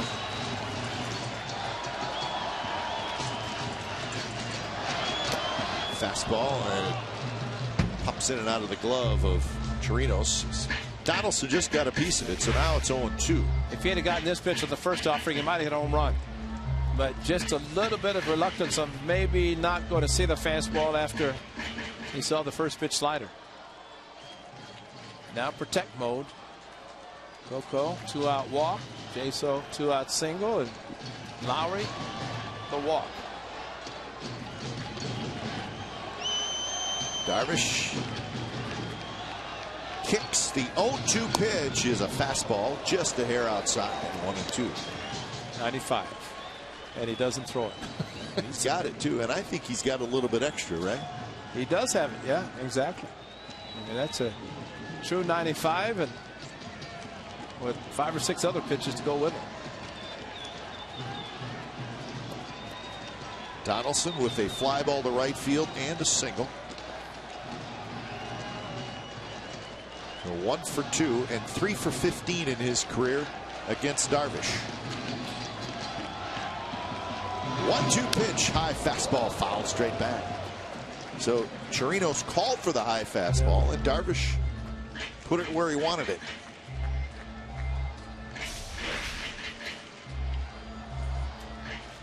Yeah, that's twice that we have seen him go up in the strike zone. One time one on a high curve, the other one the high fastball, which he got this one.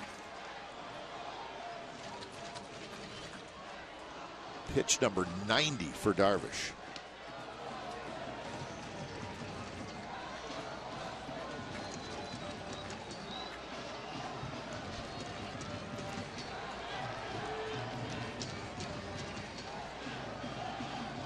Double look. And the 1-2 is a fastball, a little bit low, 2-2.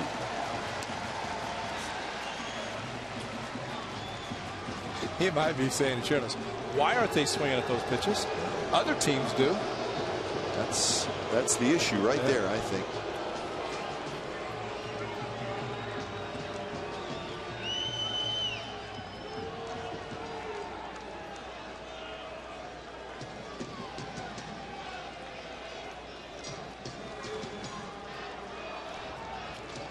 Crisp at third, Jaso at second, Lowry at first. They are ready to go. 2-2. And a slider, and Donaldson chased it. It was about 2 feet outside, and Donaldson just could not hold up. And the A's leave them loaded in the bottom of the 4th inning. 5th inning coming up. 3-2 Athletics.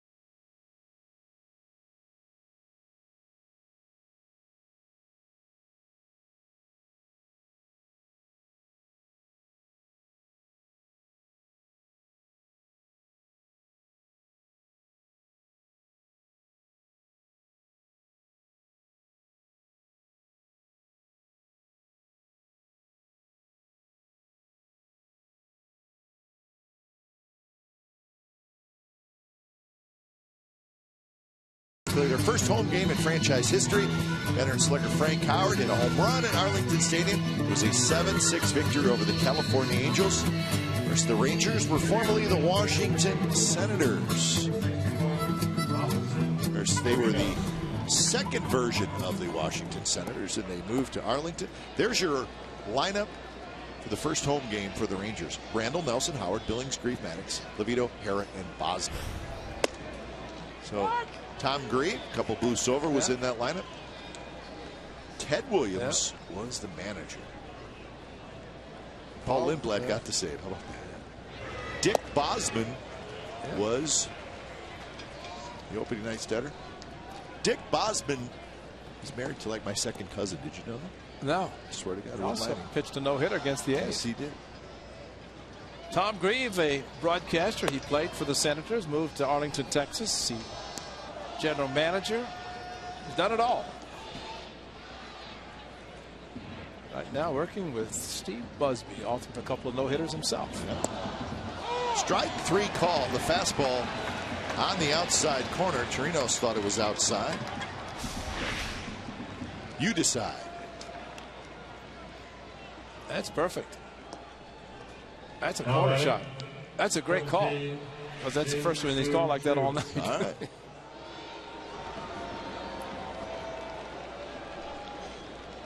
So 1 out, and here's the top of the order, Shin-Soo Choo.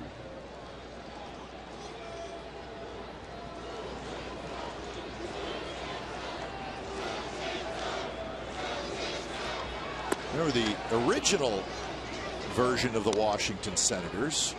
Well, they moved to Minnesota, right, in 1961, I believe, and then Washington got a second version of the Senators, and they were there for 10 years or so, and then they moved to Arlington, Texas. RFK Stadium. He's there, and Redskins played. Saw Frank Howard. Frank Howard walked around the outfield so much. There was no grass. It was all just dirt. Big Hondo. Hondo just had that nervous walk around, and it was like he gravitated to that one spot. It was just, you know, just maybe 4 or 5 feet square, just all dirt. Just walk, walk, walk. And the fact that he was 6'8", was anybody really going to say anything to him? Hey, Hondo, move around a little bit out there. No, I'm fine right here. Hondo, the biggest, largest man I've ever seen, the nicest guy I've ever known. Big Frank Howard. 1-2 to Chu. Inside Chu with a homer and a walk. And the old stadium in Arlington was right next to the new stadium. That's right. Well, it's a Double-A park. Yeah. Double-A park. Moss in, and then he reaches down to make the catch for out number 2. The problem with the Double-A park, the first stadium for the Texas Rangers, the wind blew in so strongly from right field. And Mike Epstein was playing for the A's. Or for the Rangers. Get me out of here. Because every ball he hit to right field, the wind would knock down. He just so it blew in from right field. And it was because they didn't have the high stadium like they have now in a Double-A park. They didn't have the multi-tiered stadium. But wasn't it a Double-A park that they added about 15 to 20,000 seats and made it a big league stadium? Well, they called it that anyway. So we think it's windy at Rangers Ballpark in Arlington. There's a shot to center, and Andrus rips a 2-out base hit. So hit number 4 off Dan Straley. Rios was thrown out by John Jaso in the first inning. And this guy, Elvis Andrus, steals a lot, runs a lot, and may see him do it now with 2 outs. But fastball hit a hanging slider his last at bat that was caught by Brandon Moss. This fastball, though, hit to center field. And we shall see if Straley throws over and see if he runs. He's a good base stealer. 9 out of 11 so far this year. See if Rios gives them a chance to run. The Rangers have the most stolen bases in the American League. They have 17. They've also been thrown out the most. They've been thrown out 9 times now with the caught stealing in the first inning tonight.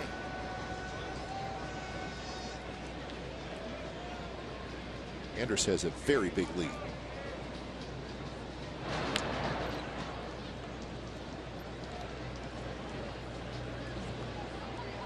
I always like it when a guy's not afraid to get a big lead. No. That was Ricky's philosophy. Yeah. Never be afraid to get picked off.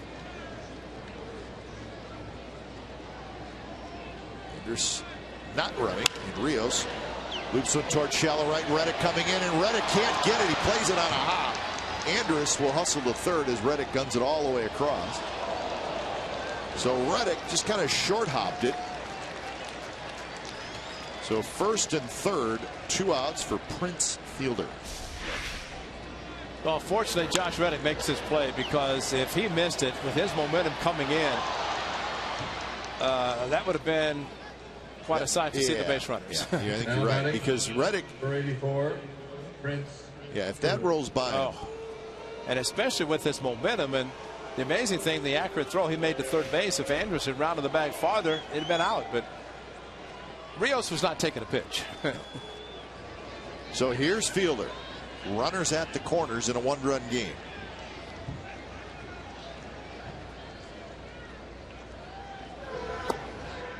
Changeup drops low. So not really a huge shift, Ray. Lowry's playing just to the left of second base. The outfield is actually shifted toward left center. So interesting setup for Prince Fielder. And he rips one to right, and that's a base hit. So this 2-out rally by the Rangers has tied the score.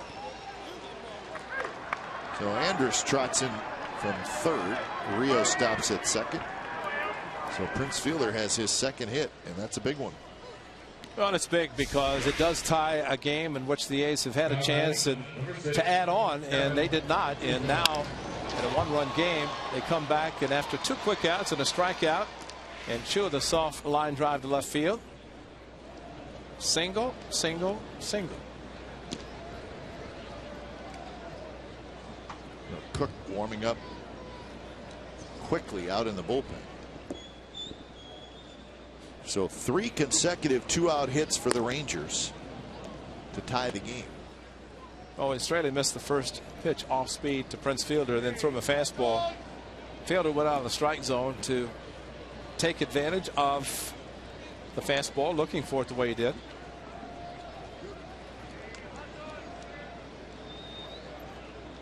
So Kuzminoff to hit. Kuzminoff a strikeout and an RBI single.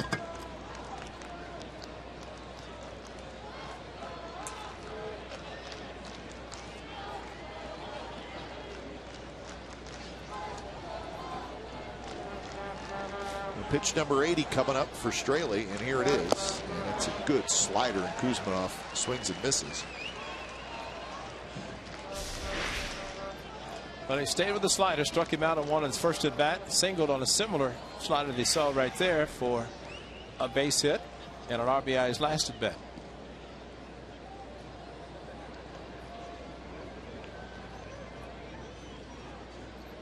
Rios runs well at first. Prince Fielder runs pretty well also, so good speed on the bases. Rios at second.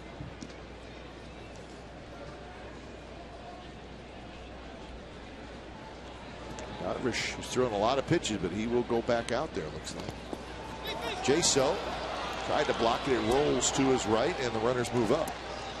So it'll be a wild pitch. Well, he buried the slider, but unfortunately, Jaso not able to block it. Watch the spin as it hits and then backs up into the chest protector, but hard off the protector.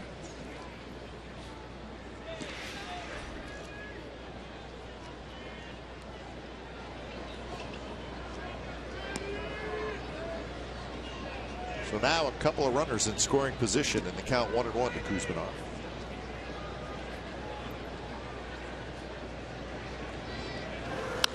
Kuzminoff chased the ball and he fouls it back 1-2. A fan who stood up, leaned up against the railing, and simply made the catch. That's a good seat. Reach down a little bit. Right above the railing, have your glove, just step up. You don't have anybody to get in front of you and reach over. It's a nice play. Very nice. See, he didn't dive either. See, it's smart play. 1-2 pitch is hit foul. That was a hanging slider. You know, and after he buried the slider that Jaso had go off his chest protector to advance the two runners, and well, from the hitter standpoint, you have to be a lot more confident that you're going to get a slider that maybe does not break as sharply, simply because the pitcher might be concerned about throwing the dirt again. We've seen that with pitchers throughout times with to get a run at third base. You don't want to take a chance of hanging one. And he didn't hang that one. Kuzminoff swings at the slider. He missed it. So that's the third out. A run on 3 hits for the Rangers, and we are tied 3-3.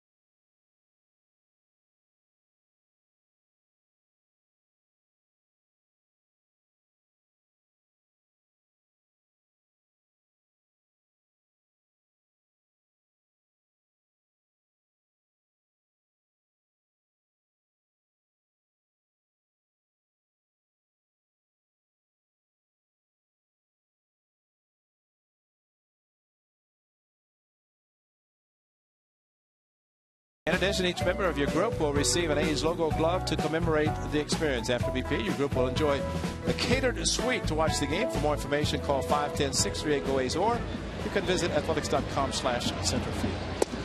They'll see if the A's could bounce back here. Rangers with a run in the fourth and a run in the fifth to tie at 3-3. Be Moss, Callaspo, and Reddick. Darvish has thrown a ton of pitches. This is number 93. He's walked 4, he's struck out 5, and he's given up 7 hits. I was going to say he's been in the stretch a lot, but he pitches no more than any other game. Yeah, he starts that way. That's right. He'll finish that way. So Moss is retired on the ground out, so 1 out. He's really struggled, but there's been Number 18, Alberto. probably 3 at-bats in this game where the A's could break it open a little bit, and he's made a big pitch to get out of it.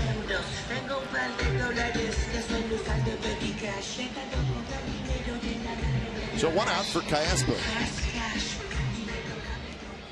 Is that your walk-up music? That's not my one. That would be no, that's not mine. Do you know what it is? What is? Nope. Yep. Now they have a contest here that guess the music. They should just play the walk-up music and have fans try to guess that. I know I would be 0 for. I would be 0 for 2, Red. Don't feel bad. Breaking ball floats in for a strike to Callaspo, who has hit a fly ball to center, and he is struck out. Astros leading the Mariners 5-2 in the 6th inning. Keeping a close eye on that one.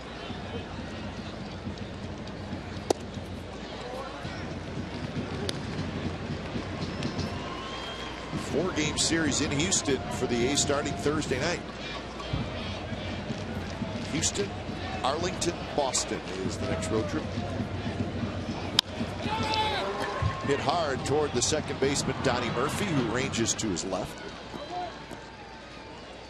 So that's out number 2. So we'll leave after the game on Wednesday for Houston. And then you see Texas Monday, Tuesday, Wednesday. Thursday, an off day in Boston. And then the weekend set at Fenway Park. So that'll be fun. Always fun to be at Fenway. Great atmosphere. And, of course, the reigning world champions. And the marathon and the Patriots Day today, the marathon run today. And you're following the tragedy that occurred in last year's Boston Marathon, but everything seemed to be okay. I saw a picture of the starting line, and it was awesome. There was, I don't know how many runners there were, but more than last year. It looked pretty cool.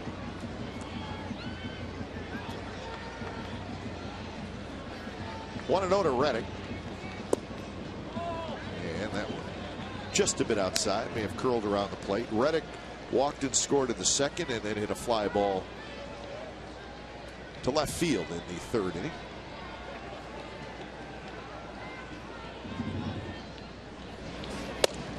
Fastball 90 miles an hour right there for a strike, 2-1. It looks like Dan Straley's night is finished as Ryan Cook continues to throw in the bullpen, which would indicate that he would come in to start the 6th. Cook is throwing like he's coming in. Darvish quickly off the mound, throws a one-hopper. Prince Fielder hangs in there, and he makes the catch. Side retired. Fielder had to show Adrian Johnson that he had control of the baseball. Bob Melvin's going out.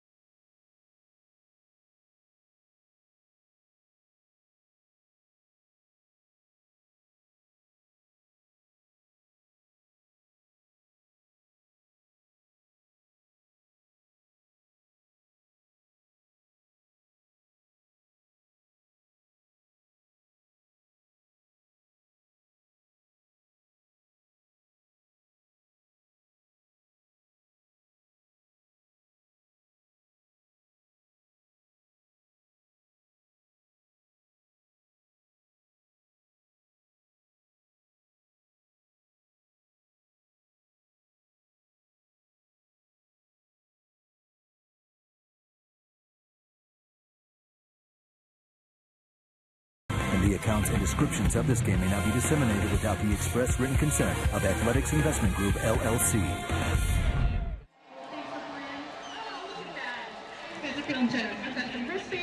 It's 3-3 game, top of the 6th inning here at the O.co Coliseum. A's and the Rangers. When it's time for a change, think Speedy Oil Change and Tune-Up, your oil change, tune-up, and brake experts. Brian Cook comes in, and interesting numbers, Ray. 4 1/3 innings pitch. Has a lot of hit. Well, that's good, right? But he's walked 6. Yeah, that's not good. That is a little strange. 6th appearance for Cook. He'll face Moreland, Murphy, and Martin here in the 6th. For Dan Straley, ends up 3 earned runs in 5 innings. And the thing that kind of haunts Dan Straley some is not being able to get that third out, and it happened tonight. Tonight was a perfect example, and we've seen that before, Ray, where he'll be pitching pretty well. But just getting that last out in an inning can sometimes be an issue. Well, 1 hit, 1 run the first inning, nothing the next 2, then a run in the 4th, run in the 5th, and 1 in the 5th, coming with 2 outs. Moss to his right, he's got it. So Moreland on 1 pitch is retired. So that's out number 1, and here's Donnie Murphy. So Straley goes 5 in 84 pitches. Donnie Murphy. The Rangers bullpen is quiet. So that quick inning by Darvish did not throw a lot of pitches in that 5th inning. It may have gotten him another inning. Slider in a good 0-1 to Murphy, who was struck out and fouled out.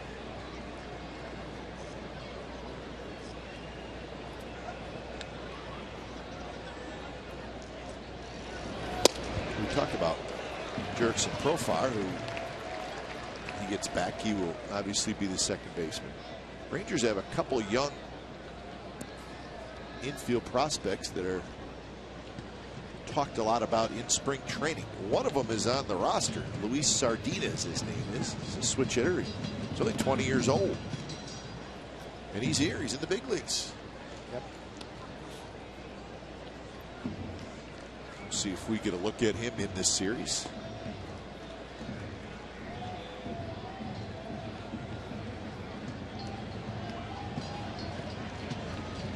That is the youngster, Luis Sardinas. Michael Choice sitting next to him. Yeah. Cook with a nice play, underhands, and Murphy's 0 for 3. Tried Michael Choice, who's a little bit of playing time. Cut him in a platoon. Now batting, number 2. Nice ball. He's soft played by Donnie Murphy. Not as soft as I thought initially, but a nice play by Ryan Cook. Looked like Sogard was going over towards second to handle if it got by. So 2 outs, and here's Leonis Martin.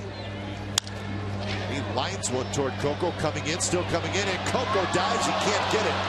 It rolls past him just a little ways, and Coco is staying down, and let's hope he gets up. And now he hops up. Thank goodness. And Martin ends up at second with a double, but Coco hit the ground hard.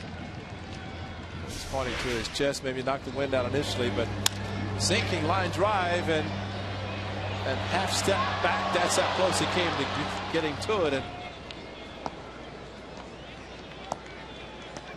it landed hard on his left side.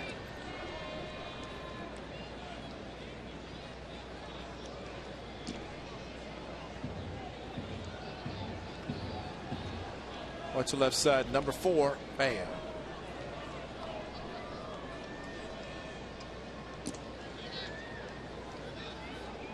So these get checked out by Walt Horn.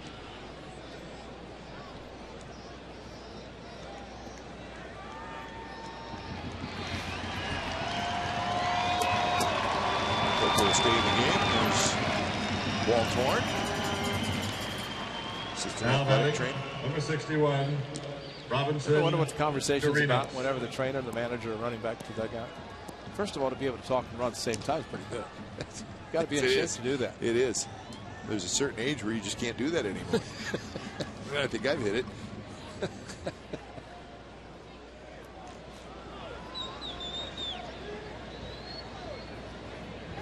Runner goes. The throw is not made by Jaso as he was ready to let it rip, but he decided not to. And probably the wise thing. A stolen base for Martin. Well, nobody's holding. Got such a great jump, and Bob Melvin pretty much said it after we saw what happened a couple of days ago with the ball thrown in left field. And he said, well, you don't have a choice. Our chance, you don't have the chance. Just throw it back to pitcher and definitely don't throw it. 1-0 to Chirinos. 2-0 to Chirinos. The lefty Fernando Abad starts to throw. He's getting loose quickly, although he throws 94 on the first pitch that he throws out of the bullpen. 3-0. So that double by Martin, the first hit Cook has allowed this year. It's his 6th appearance. Abad could be getting ready for that guy to shoot.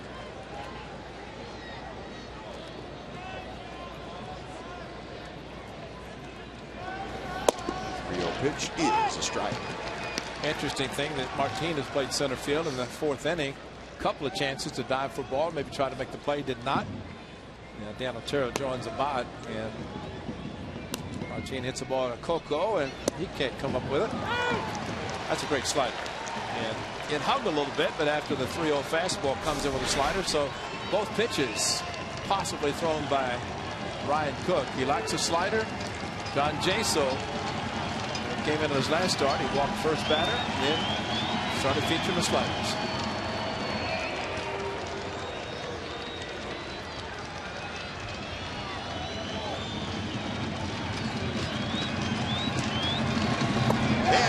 Slider, and Chirinos swings and misses. So the Rangers strand the go-ahead run at third. Bottom of the 6th coming up.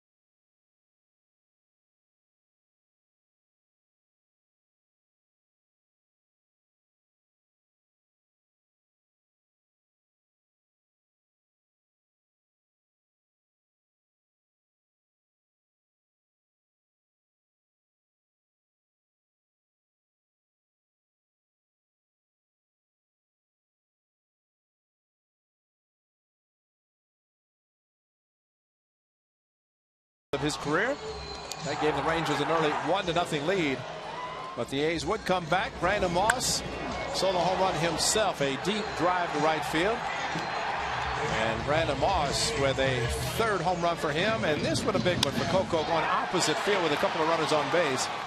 Chu with the throw offline, and Chirinos got in front on Eric Sogard, but Prince Fielder tied it with a single to right field with 2 outs on a high fastball. Well, that's where we stand. Even numbers across the board, 3-7-0. But the A's, many lost or missed opportunities to take an even bigger lead, and now they're back to even. Barton to lead it off against Darvish. Sogard to follow, and then Crisp. Barton with a strikeout and a single. He singled leading off the 4th inning, but was eliminated on a Sogard double play ground out.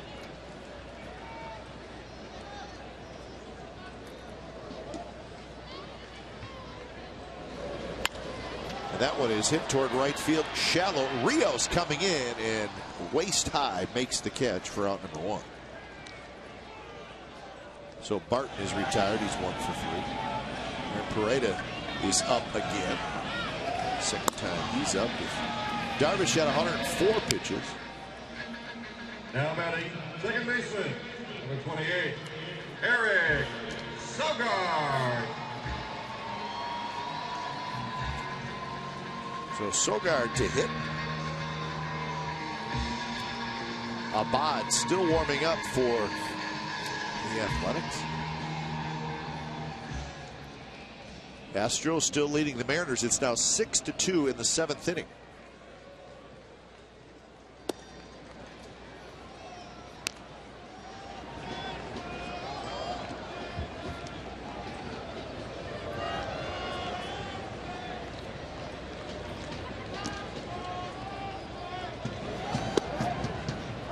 Darvish gets the strike to Sogard, who doubled and scored in the second, then hit into that double play.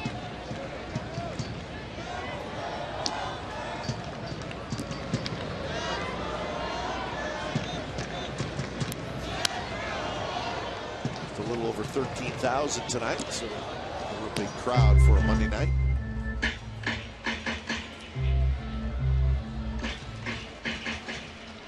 And a chilly night at the ballpark. Better get those blankets away a little bit earlier.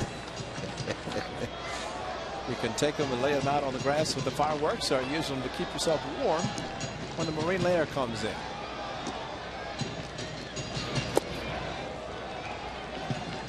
So 2-2 now to Sogard. Elvis Sanders. Maybe a slight overreaction on the weather. He has a contract with that stylish cap manufacturer, or whatever, the earmuff manufacturer. You know, if somebody's going to pay me, I'd put earmuffs on. It was Easter yesterday, wasn't it?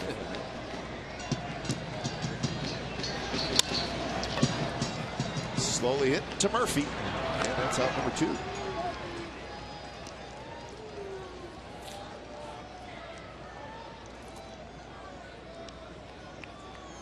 Center fielder.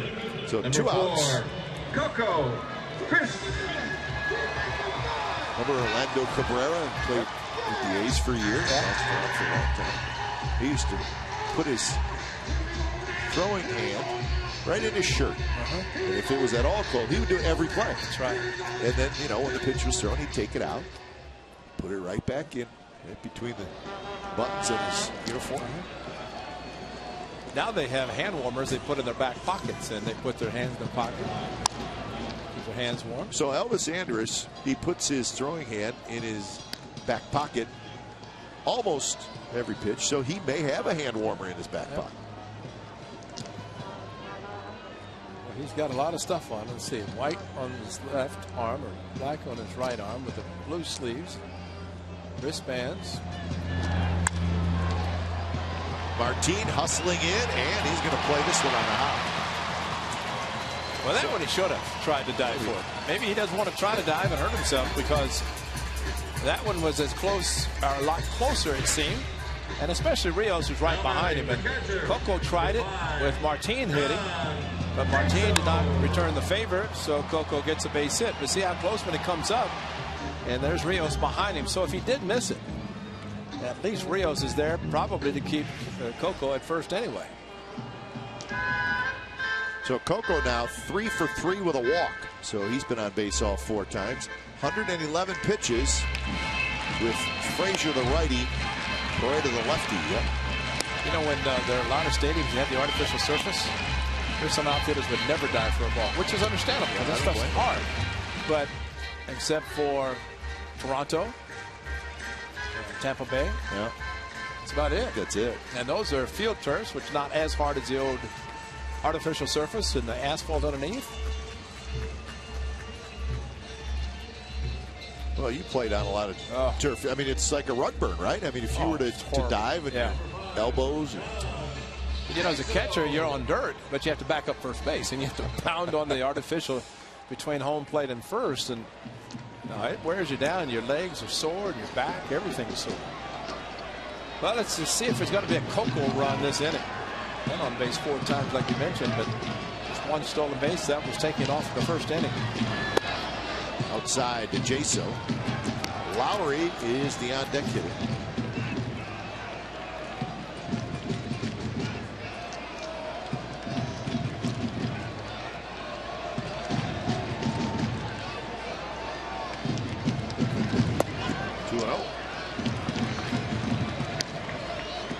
In his 3 starts before this one, Darvish, his pitches 89, 101, 107, and tonight 113.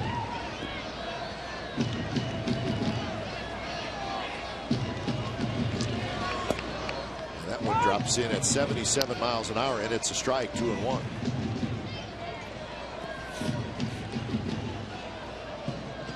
Jaso, a couple of strikeouts and a single, and then he got a stolen base. He was the back end of a double steal. That was in the 4th inning.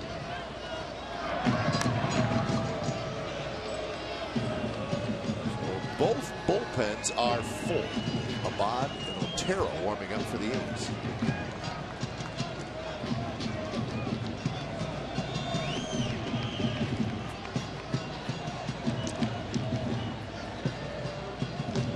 Not running, and Jaso swings over top, 2-2.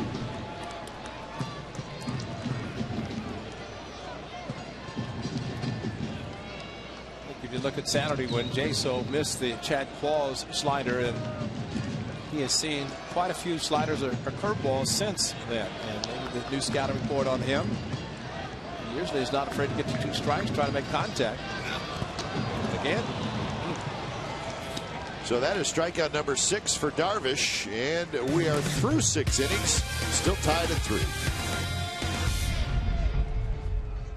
Jason.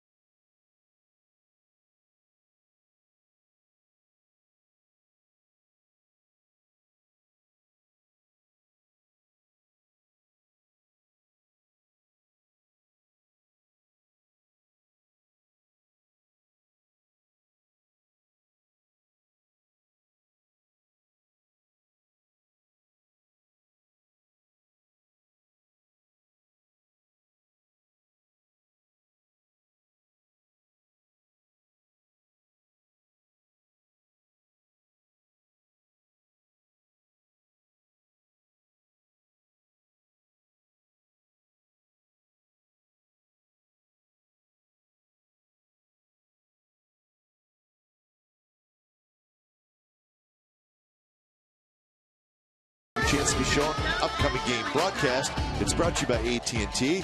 Tonight, the fan photo, Brent Eldridge from Fremont, California.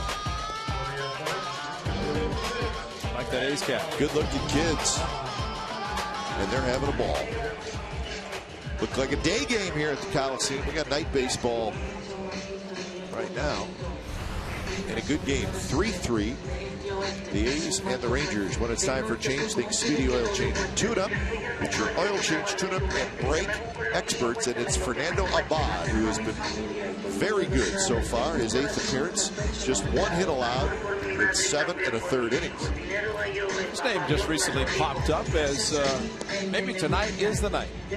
As he breaks that string of winless games. I think he's 0-13. I mean, unbelievable. He's pitched great for the A's, but there was somebody who was 0-12, and they said only Fernando Abad was 0-13. So 0-13 yeah, is his career record. That's what I said, because the way he's pitched for the A's, that's why I was surprised when I read that.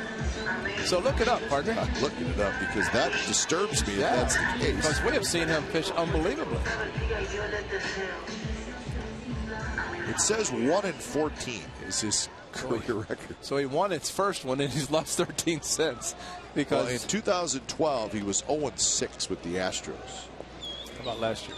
Last year, he was 0-3. Only pitched 9. How about for a year before that? In 2011, he was 1-4. Probably lost his last 3. So his career record is 1-14. So tonight's the night. How can this guy be 1-14? I agree. He's nasty. Well, when you're a reliever, unfortunately, that's what happens, because you can come in the game and even like this, tied 3-3, and he could put a runner on, leave, somebody drives it in, he's a pitcher of record. Right now, but ever since he's joined the A's, man, he's been pitching great spring training, regular season. Facing Shin-Soo Choo. So dribbled foul right field side, first base side. So Shin-Soo Choo fans. Choo from South Korea.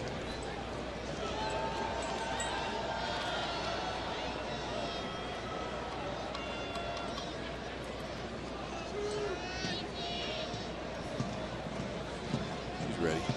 That's an authentic A's fan right there. Not just any fan.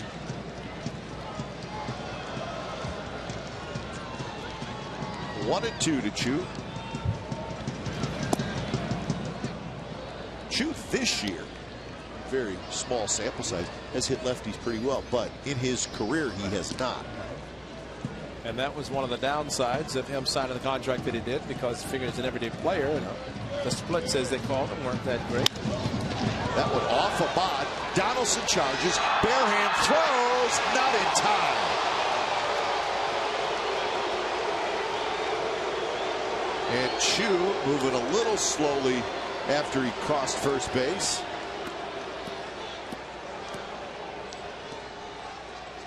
Abad seems to be okay. Well, it looked like if it had gotten past, if it missed Abad, it would have been allowed. But Choo runs well enough, it's going to be a near impossible play for Donaldson to throw him out. And when they hit the bag, see if he did anything when he hit the bag. Boy, that was close. Yeah, it was. He may have been more out than safe. And we may get the challenge, because yeah, he just said I'm challenge. challenge. And it's a good time to challenge, because that's a big play. And that's a perfect example, Ray, of the first replay we showed. Yeah. He looked safe. Yeah. That last replay we showed, he looked out. That's a good point. So I think the angle is the most important thing. Well, Donaldson, I tell you, he made a great play considering all of this. And with Choo jumping, that shows him out. Because if the ball's in the glove, he's out. And this now angle, watch this one, Ray. Watch the heel of the glove, and the ball, you're going to see it go into Barton's glove. Ball in. Yeah. And then Yeah, the only question is, where's his heel? Well, and I think that's what hurt him. When he hit the bag with the heel, maybe his foot kind of catapulted up, but Barton did a great job of stretching. But yeah, those angles, it definitely had shown that, depending on the heel. And there was one reverse to San Diego with the Giants and Buster Posey, and a huge play. It was a run. Yeah, it was a run at home plate. Umpire said he had missed him, and they challenged him and called him out, and they won by a run. The runner was out. What? Oh, they're challenged. Yeah, Dick Callahan just mentioned. Choo is sitting down in the dugout. So very, very close play. And again, the inconclusive has come into play a lot so far this year. Well, they're showing on Diamond Vision, the crowd oohing and eyeing, because they're saying what we saw and showed on the slow replay. Check this angle out. Now watch Choo's heel and the ball going into the glove. that's close. Yeah.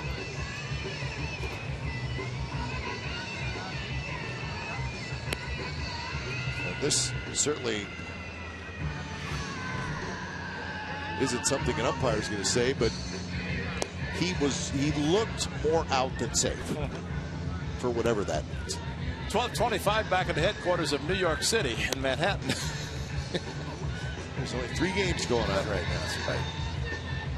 A couple different eyes looking at it, I'm sure. Should be wide awake. This is a good one. Watch the heel and the baseball. This you can see the ball and the heel behind Barton's right foot. And if his foot's not on the bag, he's out, because that's the key. And then impact. And I think that's why he's having his ankle wrapped over the sanitary sock. That's what's happening in the dugout while this play is being reviewed.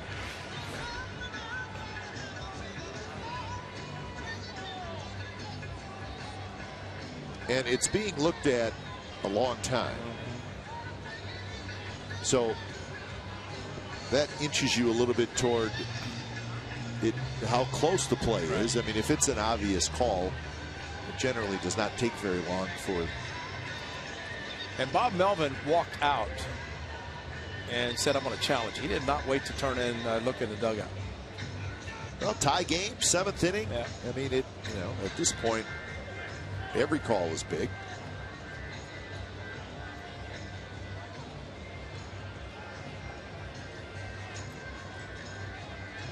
Here we go, folks. Oh, called him out. Wow, they called him out. Thank you, Bob Melvin. So the call has been overturned. Nice job by A's manager Bob Melvin. And absolutely. And a great play by Josh Donaldson, an assist to a bod. So the runner is out. Wow. That's a first, isn't it? That is a first. Because it had been challenged and upheld or inconclusive in this one.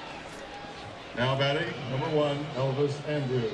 And, well, what a perfect time. And I think Bob Melvin did it correctly. When he walked out, he was not going to wait to get a call from anybody. He was walking out with his back to the dugout, telling the umpire, I'm going to challenge.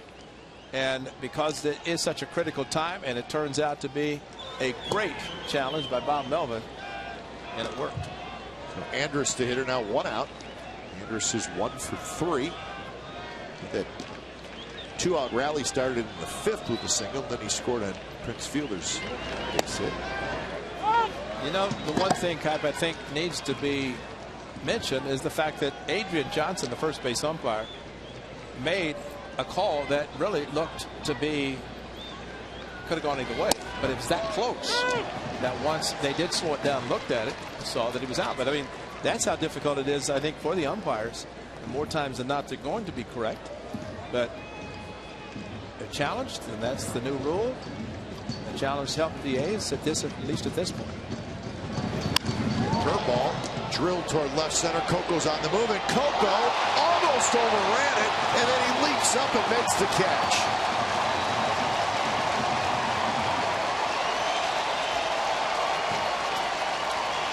Well, he went to the angle, but the ball took off on him and then had to jump and save extra bases, because Andrus would have been at third. But he hit it well, but the ball was kind of slicing back. And and he had to get some hang time once he was running after it.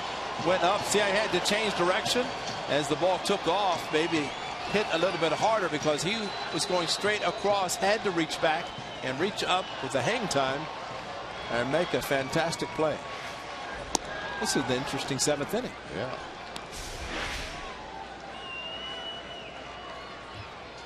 I'd buy him better for that. That's a great play.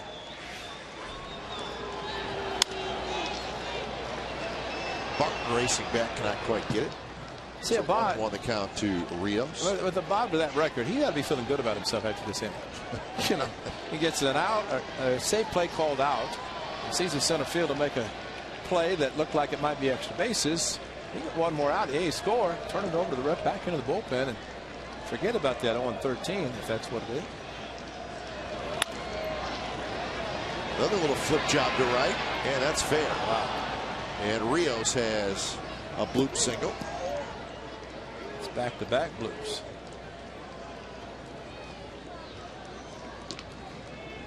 So Prince Fielder will hit. He's got a couple of hits tonight.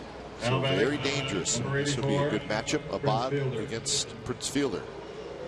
Good thing about Abad, he has a hard slider. Change up, maybe not the great pitch to throw to Prince Fielder because he's so aggressive, and it might Bugs Bunny up to the point that it stays right in his hitting zone. But you'd have to think that Prince makes contact. It's going to be an opposite field shot. Well, we know he can do that. He doubled off the left field wall in the 4th inning.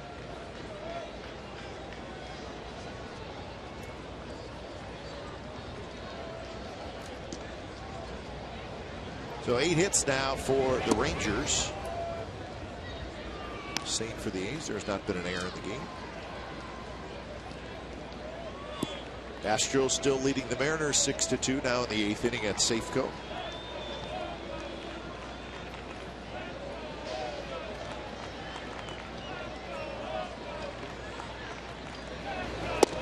That one is a strike outside corner. Prince Fielder does not agree.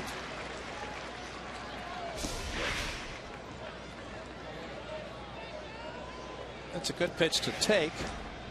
You can show your displeasure by being called a strike, but it looked like it's a pretty good pitch. National League numbers. Roll foul. So now Abad ahead of the count.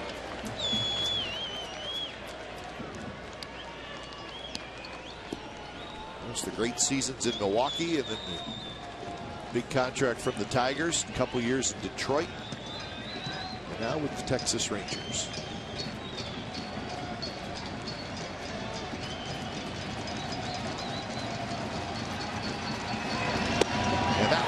Fastball right there, strike 3 call.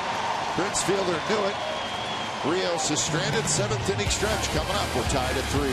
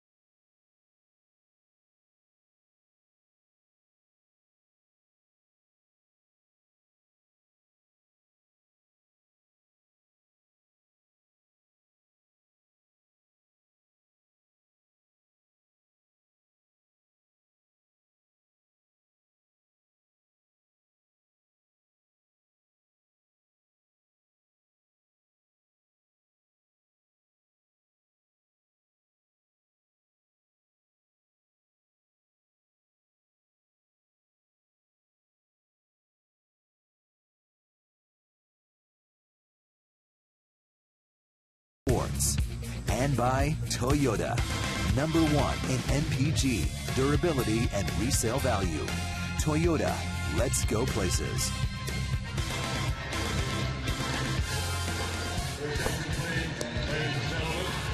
Bottom of the 7th inning from the Coliseum. The Athletics have maintained and retained. So the new pitcher is Jason Frazier. When it's time for change, think Speedy Oil Change and Tune-Up. Your oil change, tune-up, and brake expert. So Jason Frazier comes in, has a win, has not allowed a run yet. And Michael Choice is now in the game. So Michael Choice is in for Chu. So whatever happened at first base to Chu, whether it was his foot or his ankle or something, it was enough to have him come out of the game.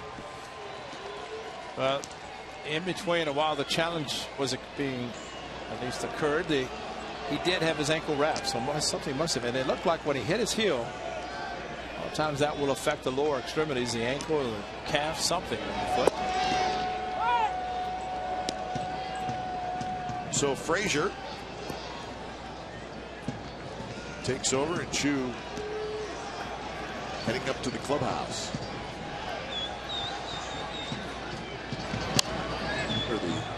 The Rangers bullpen, at this point at least, really completely overhauled. Joe Nathan is gone. Yeah. Remember, Tanner Shepard was a terrific setup man last year. Well, he's now in the rotation, but he's on the disabled list. Right. Robbie Ross, a very good left-handed reliever. He's in the rotation. So they took two of their better relievers, put them in the rotation because of all the rotation injuries. I mean, those three guys were, along with Neil Kotz, three of their four best relievers last year. So it's a remade bullpen. And Neftali Feliz, the minor leagues. Neftali Feliz, the minor leagues. Lowry swings and misses at a pitch in the dirt. So that's the first out here in the bottom of the 7th inning. Let's take a look at tomorrow's pitching probables, brought to you by Chevron. Care for your car. Nick Martinez, the youngster, Now batting third baseman. making just his second major league start, and he'll be opposed by Tommy Malone. Malone will make his third start. He's 0-1. So Martinez, the righty, Malone, the lefty. Join us at 6:30 on Comcast Sportsnet Plus. Comcast Sportsnet Plus. The Sharks will be on the main channel tomorrow night. Sharks with a 2-0 lead over the LA Kings. So we'll root for the Sharkies tomorrow night.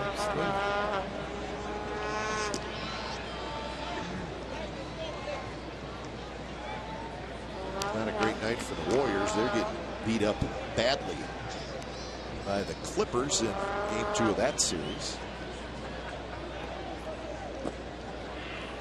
Donaldson is 1 for 3. And a high fastball swing and miss.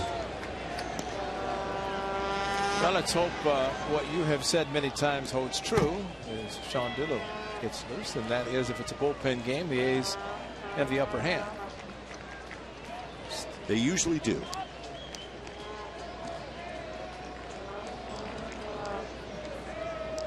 Doolittle is thrown. 1-1 to Donaldson.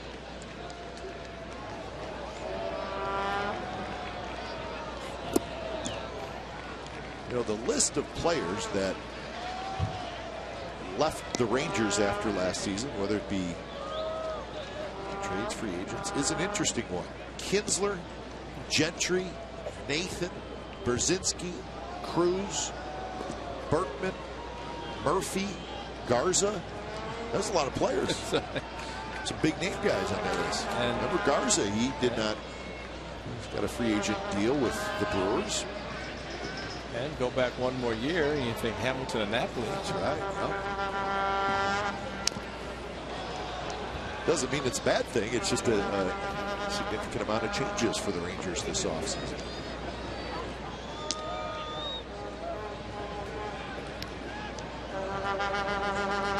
So 2-2 the count. Jurickson Profar, the youngster who's injured.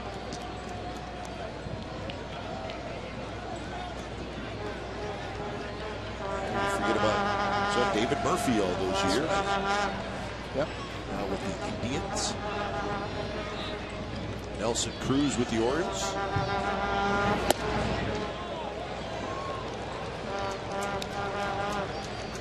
Not a lot of pitchers throw the split finger fastball anymore, but Yu Darvish does. He was the starting pitcher, and now Jason Frazier. Neil Kotz, who had a terrific year last year for the Rangers.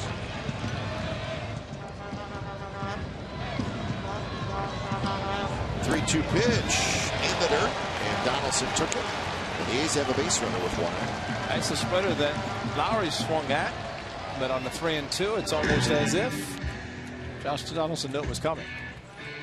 So Brandon Moss is not going to face the right-hander. Looks like it's going to be Neil Kotz.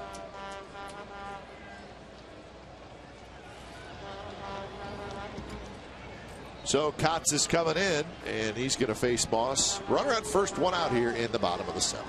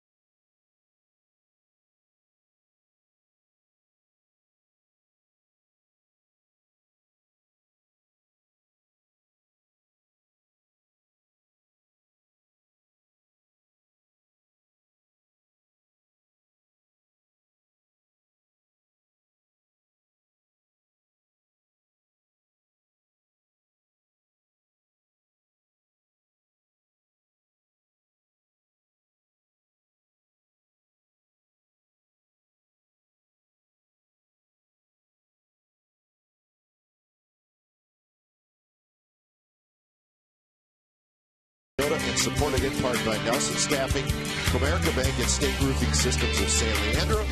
Since the inaugural event in 1999, the A's have donated more than $1.3 million to breast cancer awareness, education, and research. Purchase a special $28 ticket and $5 and go directly to the American Cancer Society. For more information and to purchase special tickets, go to athletics.com/survivor. So Neil Kotz is the lefty, and Bob Melvin counters with Cespedes. So Cespedes hitting for Moss.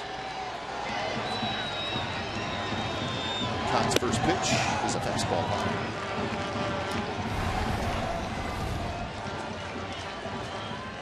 Good fastball, low 90s. 2-4, slide on changeup. 2 and same opportunities. So Washington's used him to try to close out the game. And that one's driven to center. Martinez back. And he's in front of the wall, and he makes the catch. Wow. He crushed that ball. How did it stay in the park? So Cespedes comes up just a bit short. Deepest part of the park, he's able to get out in front and pull. There's no doubt, but towards the end, maybe towards the end of the bat, and that's probably what kept it in. But sounded good, just maybe the heavy night air, and it was cool. And maybe that was just enough to keep it in the park. Might have been against the Sweets in the daytime. So that'll bring up Cayaspo. Cayaspo 0 for 3. Fly out, strikeout, ground out. Cayaspo swings around to hit from the right side for the first time tonight.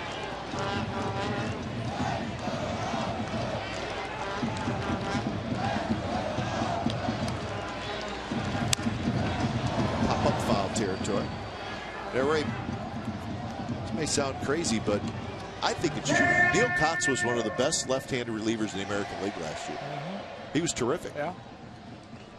Absolutely. He got called up early in the year, and he was 8-3 with a 1.11 ERA in 58 games for the Rangers last year.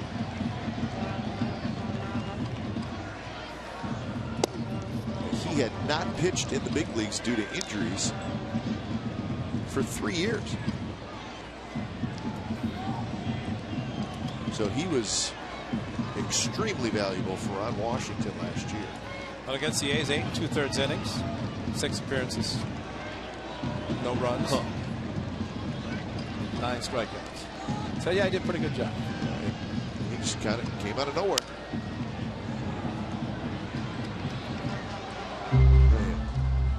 Good left-hander reliever. Yeah. Beautiful to have in the A's case. You got Doolittle. Yeah. And then you got Abad and Pomeranz is pitched great. So the A's have 2 for sure and maybe 3 with Pomeranz. Well, and anytime you get a lefty, it's not just a lefty specialist. Pomeranz, who can pitch to righties or lefties. Andrus flips to second. Side retired. So the A's strand a runner. 8th inning is coming up. It's still 3-3.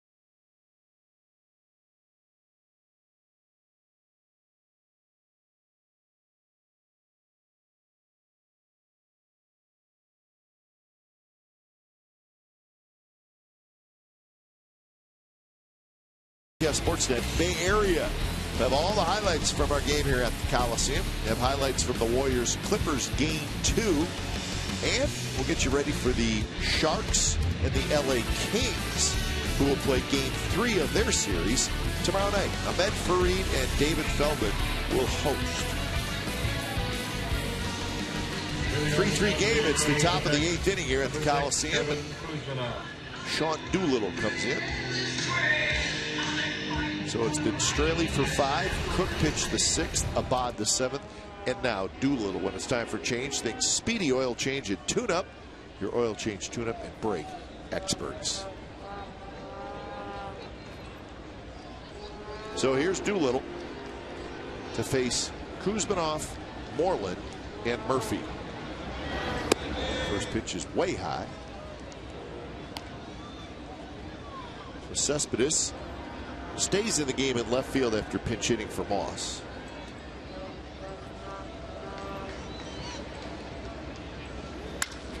That one's driven to right center. That's hit well. Coco's on the move. He's near the wall, so is Reddick, and it's off the wall. Ball takes a big bounce back, and Kuzminoff has a booming double to right center. Well, we said it about Cespedes' ball. Then we got to say about Kuzminoff's ball. If he hits it tomorrow, it's banging off that right field now wall. Batting, the wall 18, behind the home run fence. Kuzminoff's played here, knows the ball doesn't carry extremely well at nighttime, but fastball right down the middle, and that's the power provided by Sean Doolittle. Reddick going up the wall, Coco backing up, and at least keeps it a double.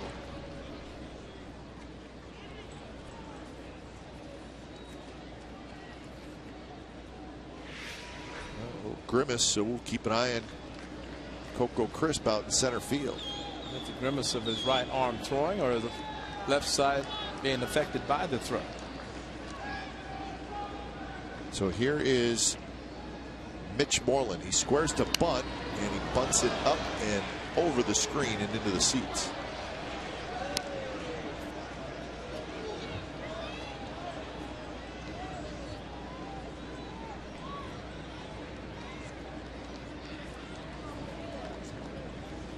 thing with Ron Washington, and we've seen this with him, Ray. He's not afraid to sacrifice. I mean, he's got big boppers, obviously. Most American League lineups do, but this year they have the most sacrifice hits in the American League, and it's been that way. See, Moreland might have blocked the home plate umpire, Paul Nart, because that looked like a pretty good slider.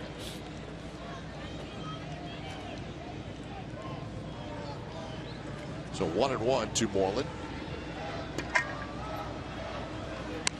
And he bunts that one foul, and now it's 1-2. Almost looked like Moreland, just with the corner infielders crashing, almost trying to be too careful.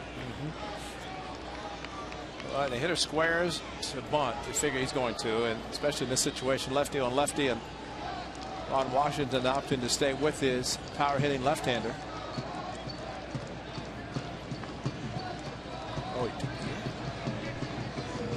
And the pitch, and it's bunted nicely.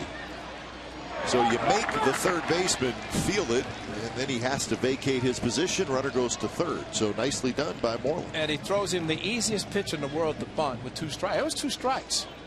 That Ron Washington was going to have him try to sacrifice, even with 2 strikes. They hung a slider, and it was perfect. Because you're right, charging in, the rotation was not on, but Moreland was able to stay there. The slider was right in the middle of the plate, and a perfect sacrifice. Well, that tells you what I was talking about before, how much Ron Washington believes in doing that. You give a power hitter with 2 strikes, saying, you know what, I'm going to make you do it again. Exactly. And even if you strike out, you're going to try to do it.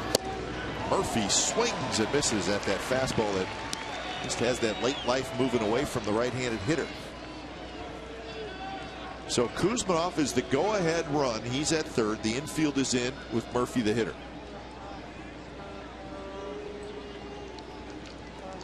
Donaldson holding him on like a first baseman. Yep. Fastball spins Murphy out of the way. Well, the thing about Donaldson doing that, in the event, and again, we're talking about sacrifices. How about squeeze? That's also a sacrifice, and that's the only reason he's doing it. Exactly. Right? Trying to keep him as close as possible. Gary Pettis maybe telling verbally Kuzmanov if something is on. And of course, if you see him break down the line, it's a suicide squeeze. But Donaldson, thinking Murphy's not going to pull a good fastball. Low, 2-1. Now Murphy can sit fast. Yep. And he just missed with the slider. Threw a fastball by him first pitch. Missing with the slider. And he's got the left-hander Martin following. So he's got a chance to get out of this inning with his good fastball, as hard as Doolittle can throw.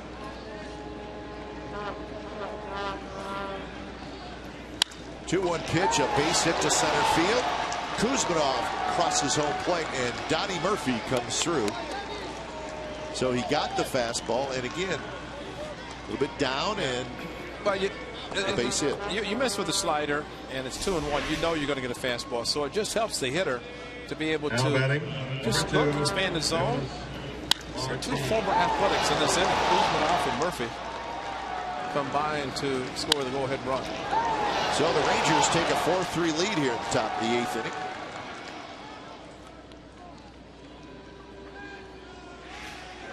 And now Leonis Martin will hit. Martin has been hit by a pitch. He's popped out, and he has doubled. He also has a stolen base.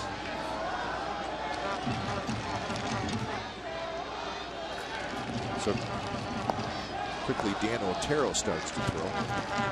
Slider in the dirt. So there's that. The slider missing, and missing to the point, Ray, where it's not a difficult take for the hitter. Do you agree with that? Exactly. And that makes a fastball even more likely. And Sean Doolittle's not like a lot of pitchers who, with his slider, that if he misses with the slider, he doesn't usually come back with another one. It's usually a fastball. In the case of Murphy, I mean, you could look at the first swing by Murphy when he threw the fastball by him. And then it gets to 2-1, and the 1-1 is a slider. So Murphy's able to say, okay, I'm going to load up, lift the front foot, and fastball away, which is fine, but you got the base hit with the infield end.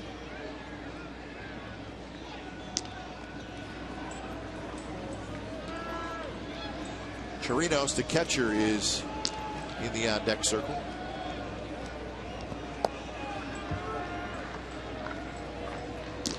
Doolittle wants to chat with Jaso.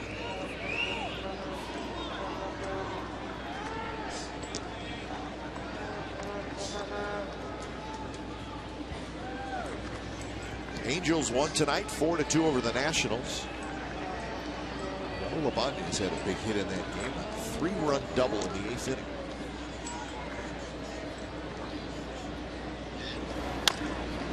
Chopped foul down the third baseline. So the Angels win first game of that series. Now 9-10 on the year are the Angels.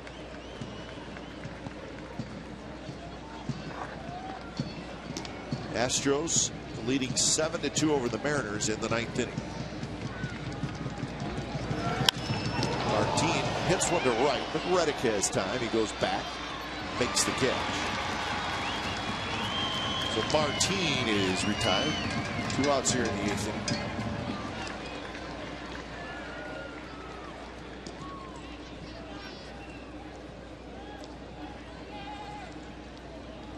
Well, Bob Melvin is coming out, and with Chirinos coming up, 14 pitches for Doolittle.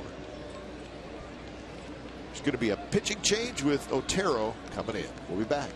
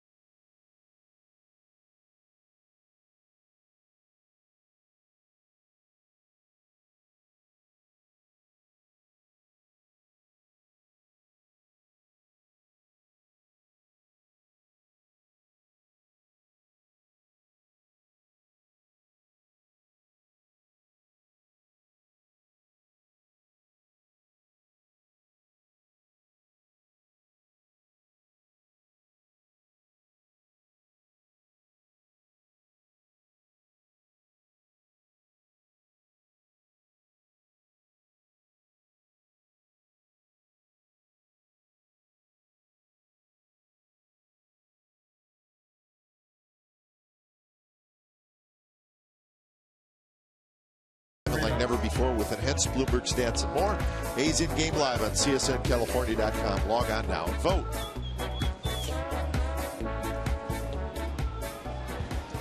Rangers have taken the lead here in the top of the 8th inning, 4-3.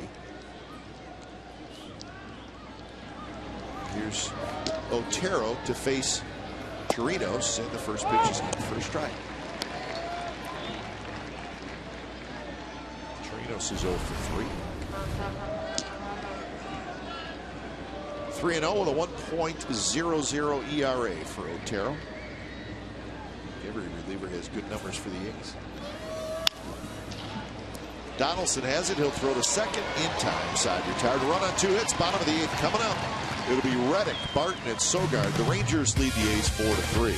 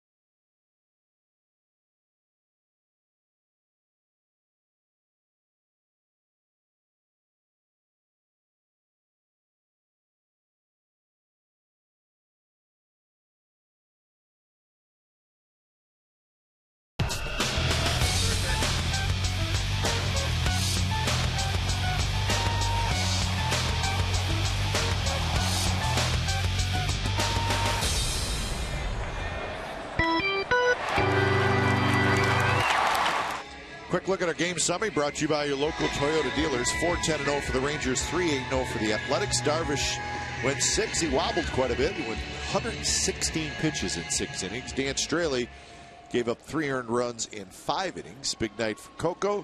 Chu with a home run. He has since left the game. And he's trailing by a run in the bottom of the 8th inning. Pinch hitter here, it's Craig Gentry hitting for Reddick.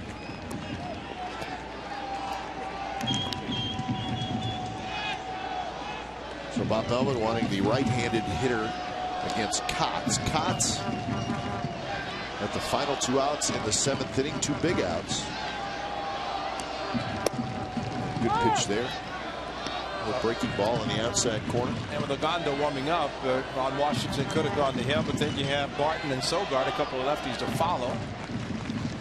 It's the question of whether pinch hitters. Punto looks like he has a bat. There's Ogando. So some options for Bob Melvin. Derek Morris also the right-hander in the bat and on the bench. So we'll see what he decides to do. This is when the old cat and mouse game between the manager and the relievers and pinch hitters. Right center, Martin playing that way, and he's got it.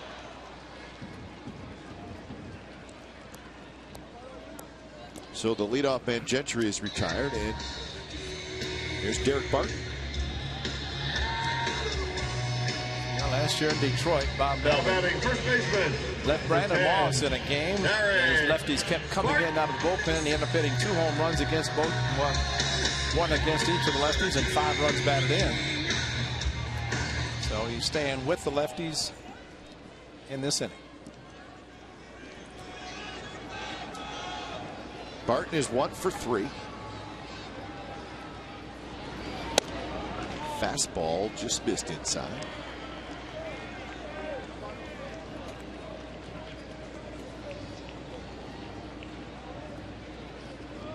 Remember, the Rangers have Joakim Soria, and he's doing most of their closing now. He's got 3 saves. But as Ray said, Ogando, who's sitting up right now.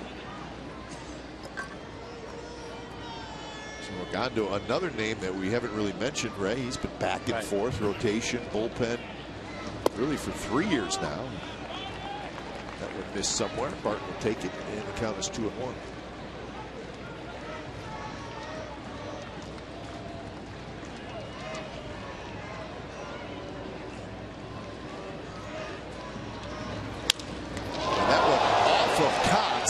Rolls toward Prince Fielder, and Barton's going to have a hit.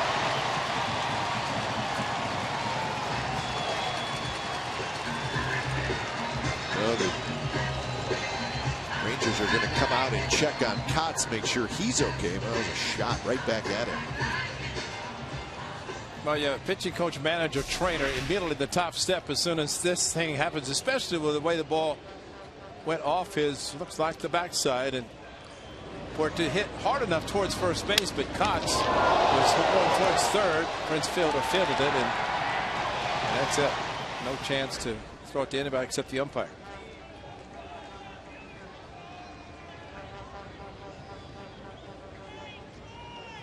But Kotz got his left hand out of the way.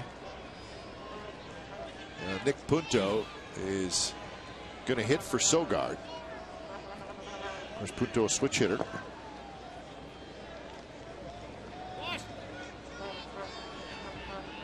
So we like to say it, Ray, the wheels are turning. That's right. When managers your attention, please. Go to the bench or go to the bullpen. Batting for Sogard, number 1, Nick Punto. Well, as far as Mike Maddox and Ron Washington, pitching coach and manager, this is when they look at the splits, the old splits. What is the guy do as a lefty-righty against righty versus lefty? And it looks like the splits, by turning him around the bat left-handed, maybe would be better than right-handed. So at least Ron Washington decides to go to his right-hander and turn Punto around the other side. We'll be back.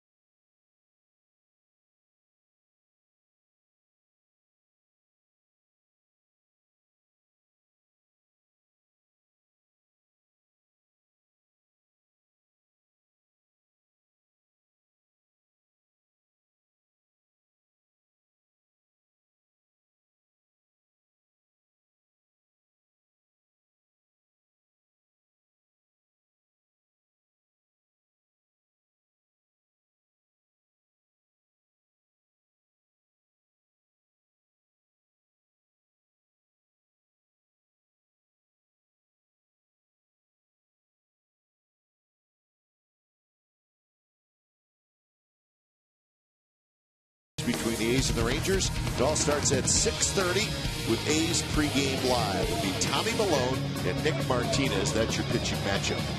Remember, you'll get complete A's coverage every night on Sportsnet Central at csncalifornia.com. Again, tomorrow night we're on Comcast Sportsnet California Plus. The Sharks and the Kings will be on the main station. Here's Punto, who's facing Alexi Agando. And speaking of plus, he's got a fastball that's in the plus category. But this young man has started, relieved, and you see the 1-for-1 and save opportunities. But in the bullpen now, base runners, 15 base runners in 9 in the 3rd inning. So he's trying to get Nick Punto on following.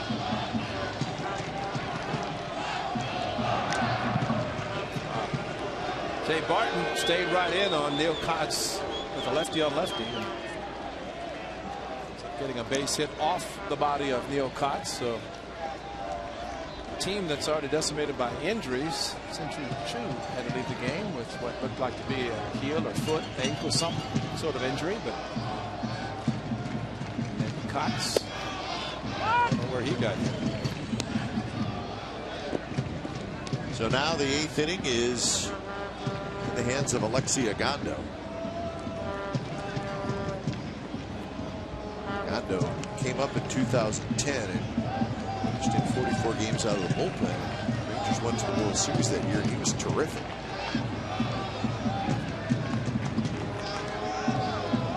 Punto swings and misses 92 miles an hour. And then in 2011 he went into the rotation, made 29 starts.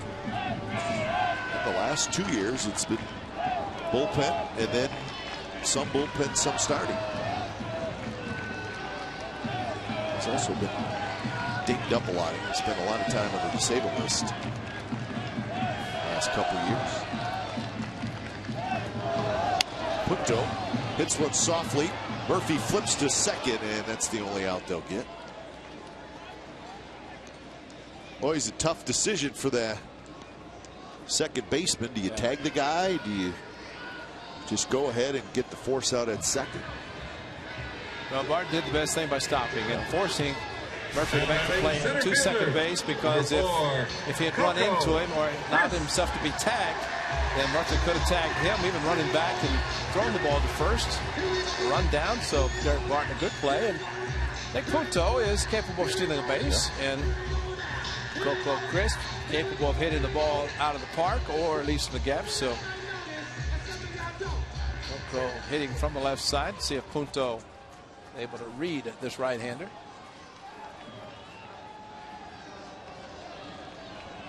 Big night for Coco. 3 for 3 with a walk, 2 RBIs, couple of stolen bases.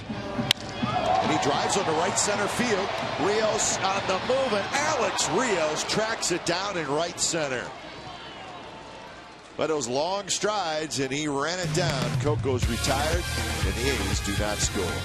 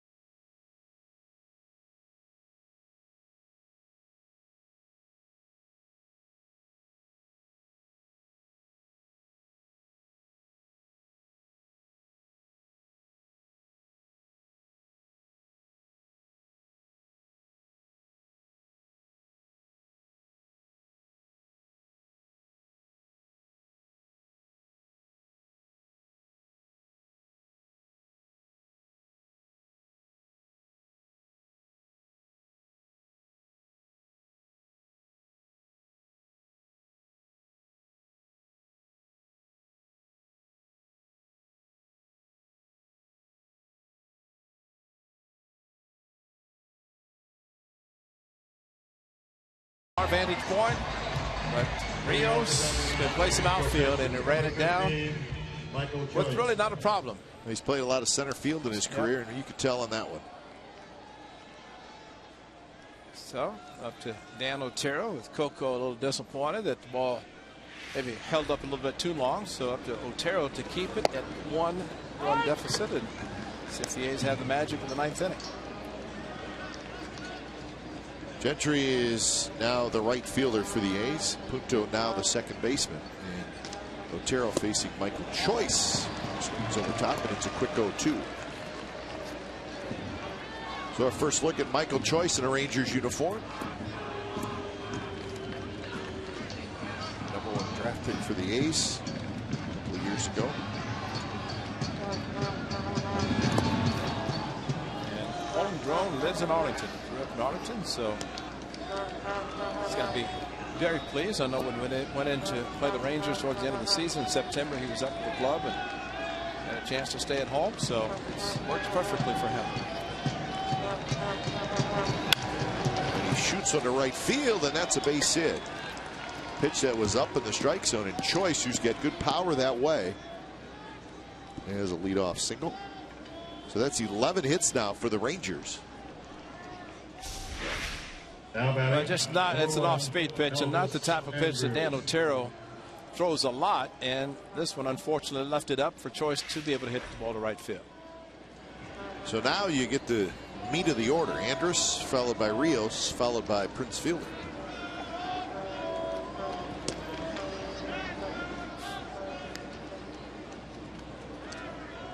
Andrus is 1 for 4. Lined out to left. Was robbed of a hit by Crisp in center in his last at bat. So he's hit the ball hard. 1 hit to show for.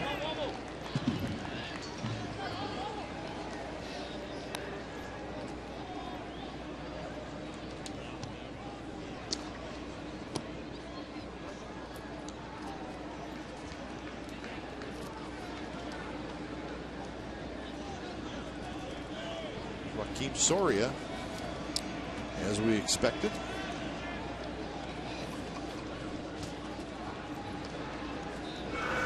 Andrus shows bunt, pitches high. This is now the last game being played. Everything is final. So we've got the short straw in New York. That's a good question. I'm sure they're awake and live and ready to go, and then if there's a challenge late in this game. Pitch out, swinging through, the ball is thrown into center field. So it was a pitch out, and Andrus just swung wildly at it, and he's trying to help his base runner out, which is what you're supposed to do, and it may have helped.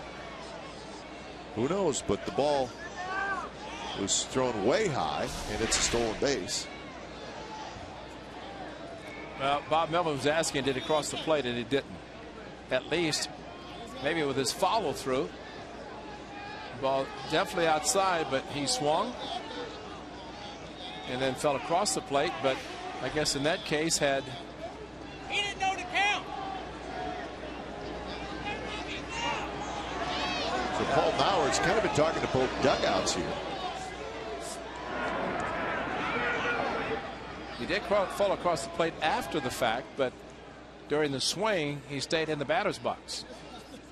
And the only interference call right there is Jaso had stayed behind the plate and thrown and bumped in to Andrus.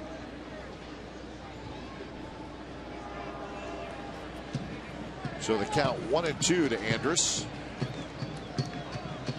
Choice now at second. Nobody out.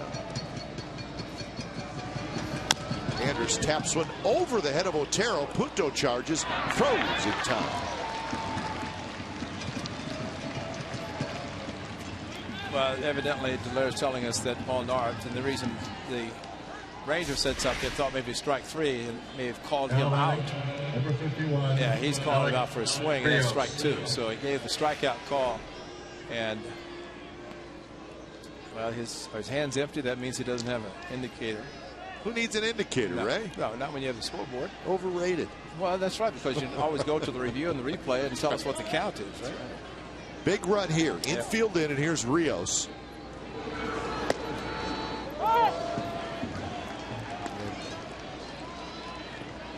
Everybody knows how big a second run is in this situation.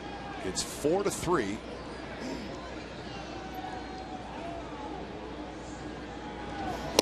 Rio swings and misses. He got the fastball, and it was right there over the plate. He missed it. 0-2.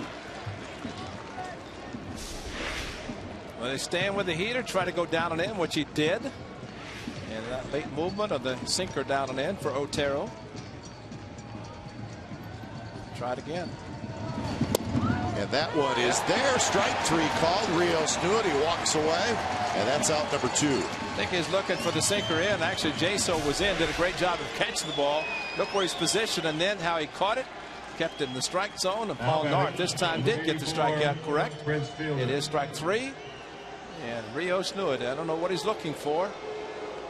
But here's your 9th intentional walk of Prince Fielder on the season already. So Kuzminov, who has doubled and singled. I make that single to double, actually RBI single and then a double to score the go-ahead run. It's Prince Fielder who had doubled and singled. The RBI tied the game.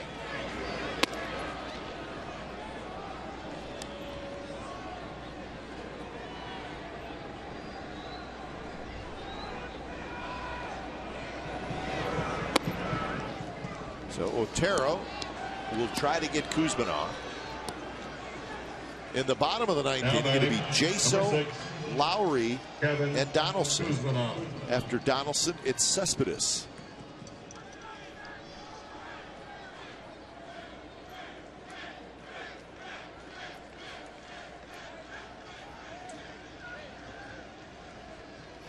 Kuzminov, as Ray said, the big night.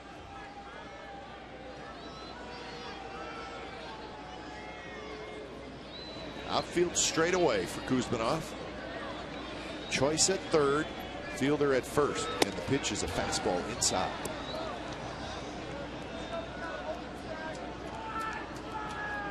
Soria is loose and ready to go out in the Rangers bullpen, so he will pitch the bottom of the 9th.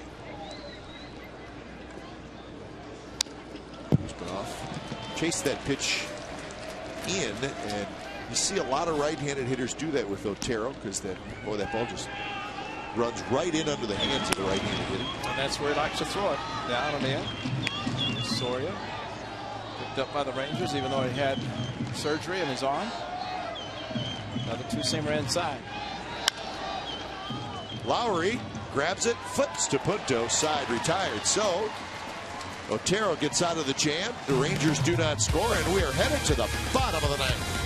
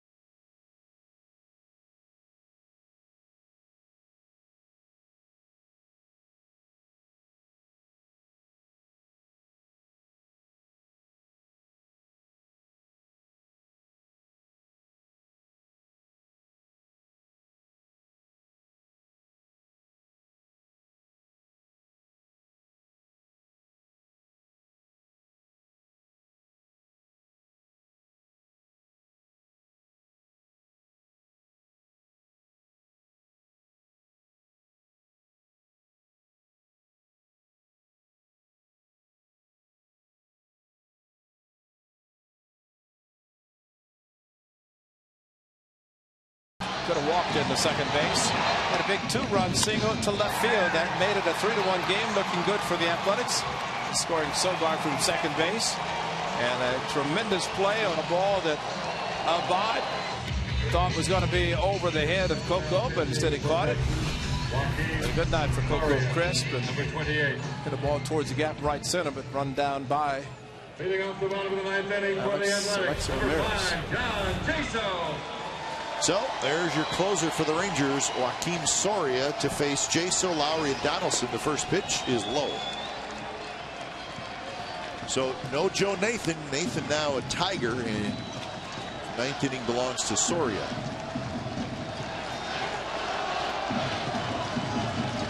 And that one is a strike down around. Soria been around a while. He's only 29 years old. This is his 8th year in the big leagues. All those years with the Kansas City Royals, where he was an all-star a couple of times.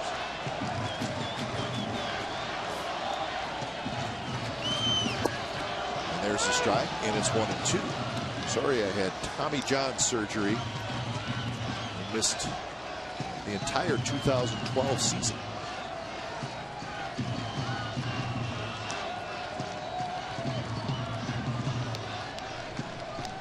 One-two pitch. Fastball just a bit low. Well, you'd like to know throughout the night, Jaso has been catching and knows the strike zone of Paul Nard, which is important because this was close. Definitely was low, but close enough that Jaso didn't offer at it. Good curveball there. Just fouled, 2-2. Well, if you remember Anaheim on Monday against Ernesto Frieri, a 2-run pinch hit home run by John Jaso, and the A's would win that game 3-2. On the next night, lost the 3rd game of the series, swept the Astros, trying to come back in tonight's game. Swing and a miss. Nasty pitch there. So it looked like a splitter from Soria, and certainly acted like one. Tell you what, you will not see John Jaso strike out 4 times in the game, but tonight he has. And that is very, very unbelievable. But Lowry. So 1 out, and here's Lowry. Lowry is 0 for 2 with a couple of walks. Lowry now has 18 walks on the season. Good fastball there, right on the outside corner. That's an easy 90. He's not overthrowing, just a nice, easy delivery and throwing strikes. That's a tantalizing slow curveball that very effective. Jumps ahead 0-2. So he falls under the category of sneaky velocity, right? Yep. Maybe not 94, 95, but for whatever reason, it's a little bit sneaky. Younger and a lot cheaper than Joe Nathan. So if he's healthy, he could be a great addition to Ron Washington in the closer role. Side. Well, the Rangers, after Tommy John surgery, signed him to a 2-year contract with a club option for next year. And he came back last year and pitched half the season. And now this year, you figure he's completely healthy, maybe back to what he was with the Royals. Setting up inside, and it runs outside. If that's the case, you got your closer this year, and you got him next year if you want. Well, Eric O'Flaherty, the A's signed similar deal. He's coming back from Tommy John. Get him back mid-season. Be a great addition to the club. Curve is hit to Andrus, who backs up to get the hop, throws high, and he throws it away. There's interference. And then they call interference on Prince Fielder, and that's going to allow Lowry to get to second base, where he was going to get to anyways. So Andrus threw high. But you know what? You need to keep running, even though he's put up his hands. But Jed Lowry on a high curveball and a routine play by Elvis Andrus. It is routine. Ground ball, outfield grass, throws way offline, and then as Lowry made the turn, Prince Fielder was standing there. And here's the interference. He's pointing there, but I wouldn't take any chances. I'd run to second. Run. Yeah, because we saw it happen early 2000s in Boston, and you don't want to take a chance, even though it was going to be an interference, but it's a continuation. You get to the bag, and then you're called safe, even tagged out. But routine play, an error gives the A's a chance. As they always seem to get one in the bottom of the 9th inning. Here's Donaldson with Cespedes in the on-deck circle. First pitch to Donaldson. Slider outside corner for a strike. So that's the first error in the game, and it could be a costly one. Elvis Andrus.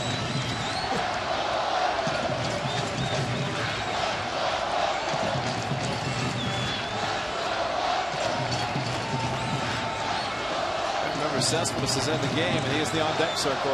He's pinched hit for Moss. Almost drove one out off Cox. So a couple of opportunities for the A's.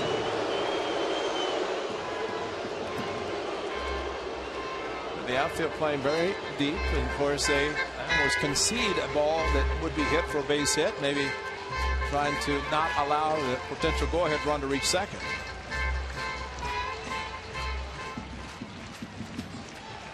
So 0-1 to Donaldson.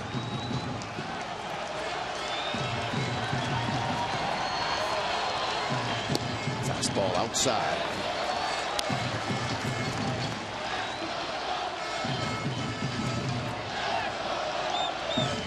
It's a final in Seattle with the Astros beating the Mariners 7-2.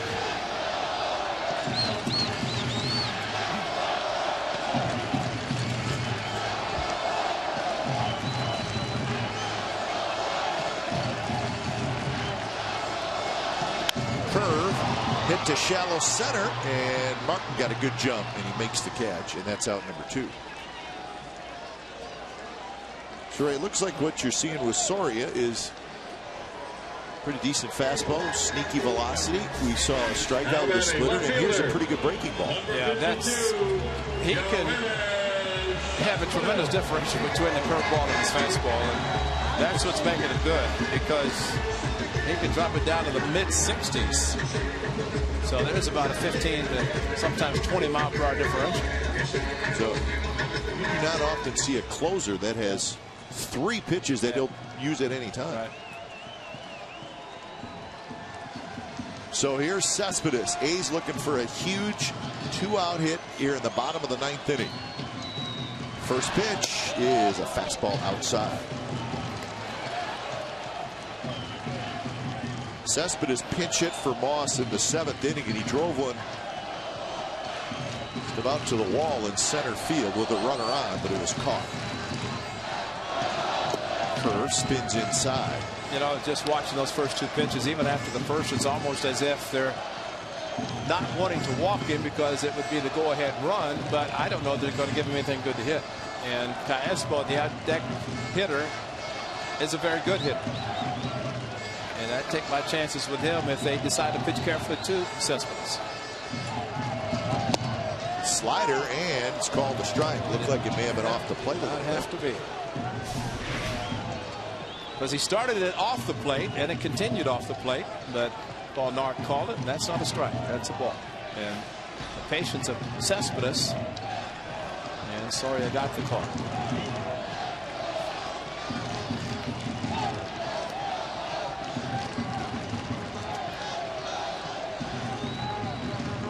Fastball is high. Now it's 3-1.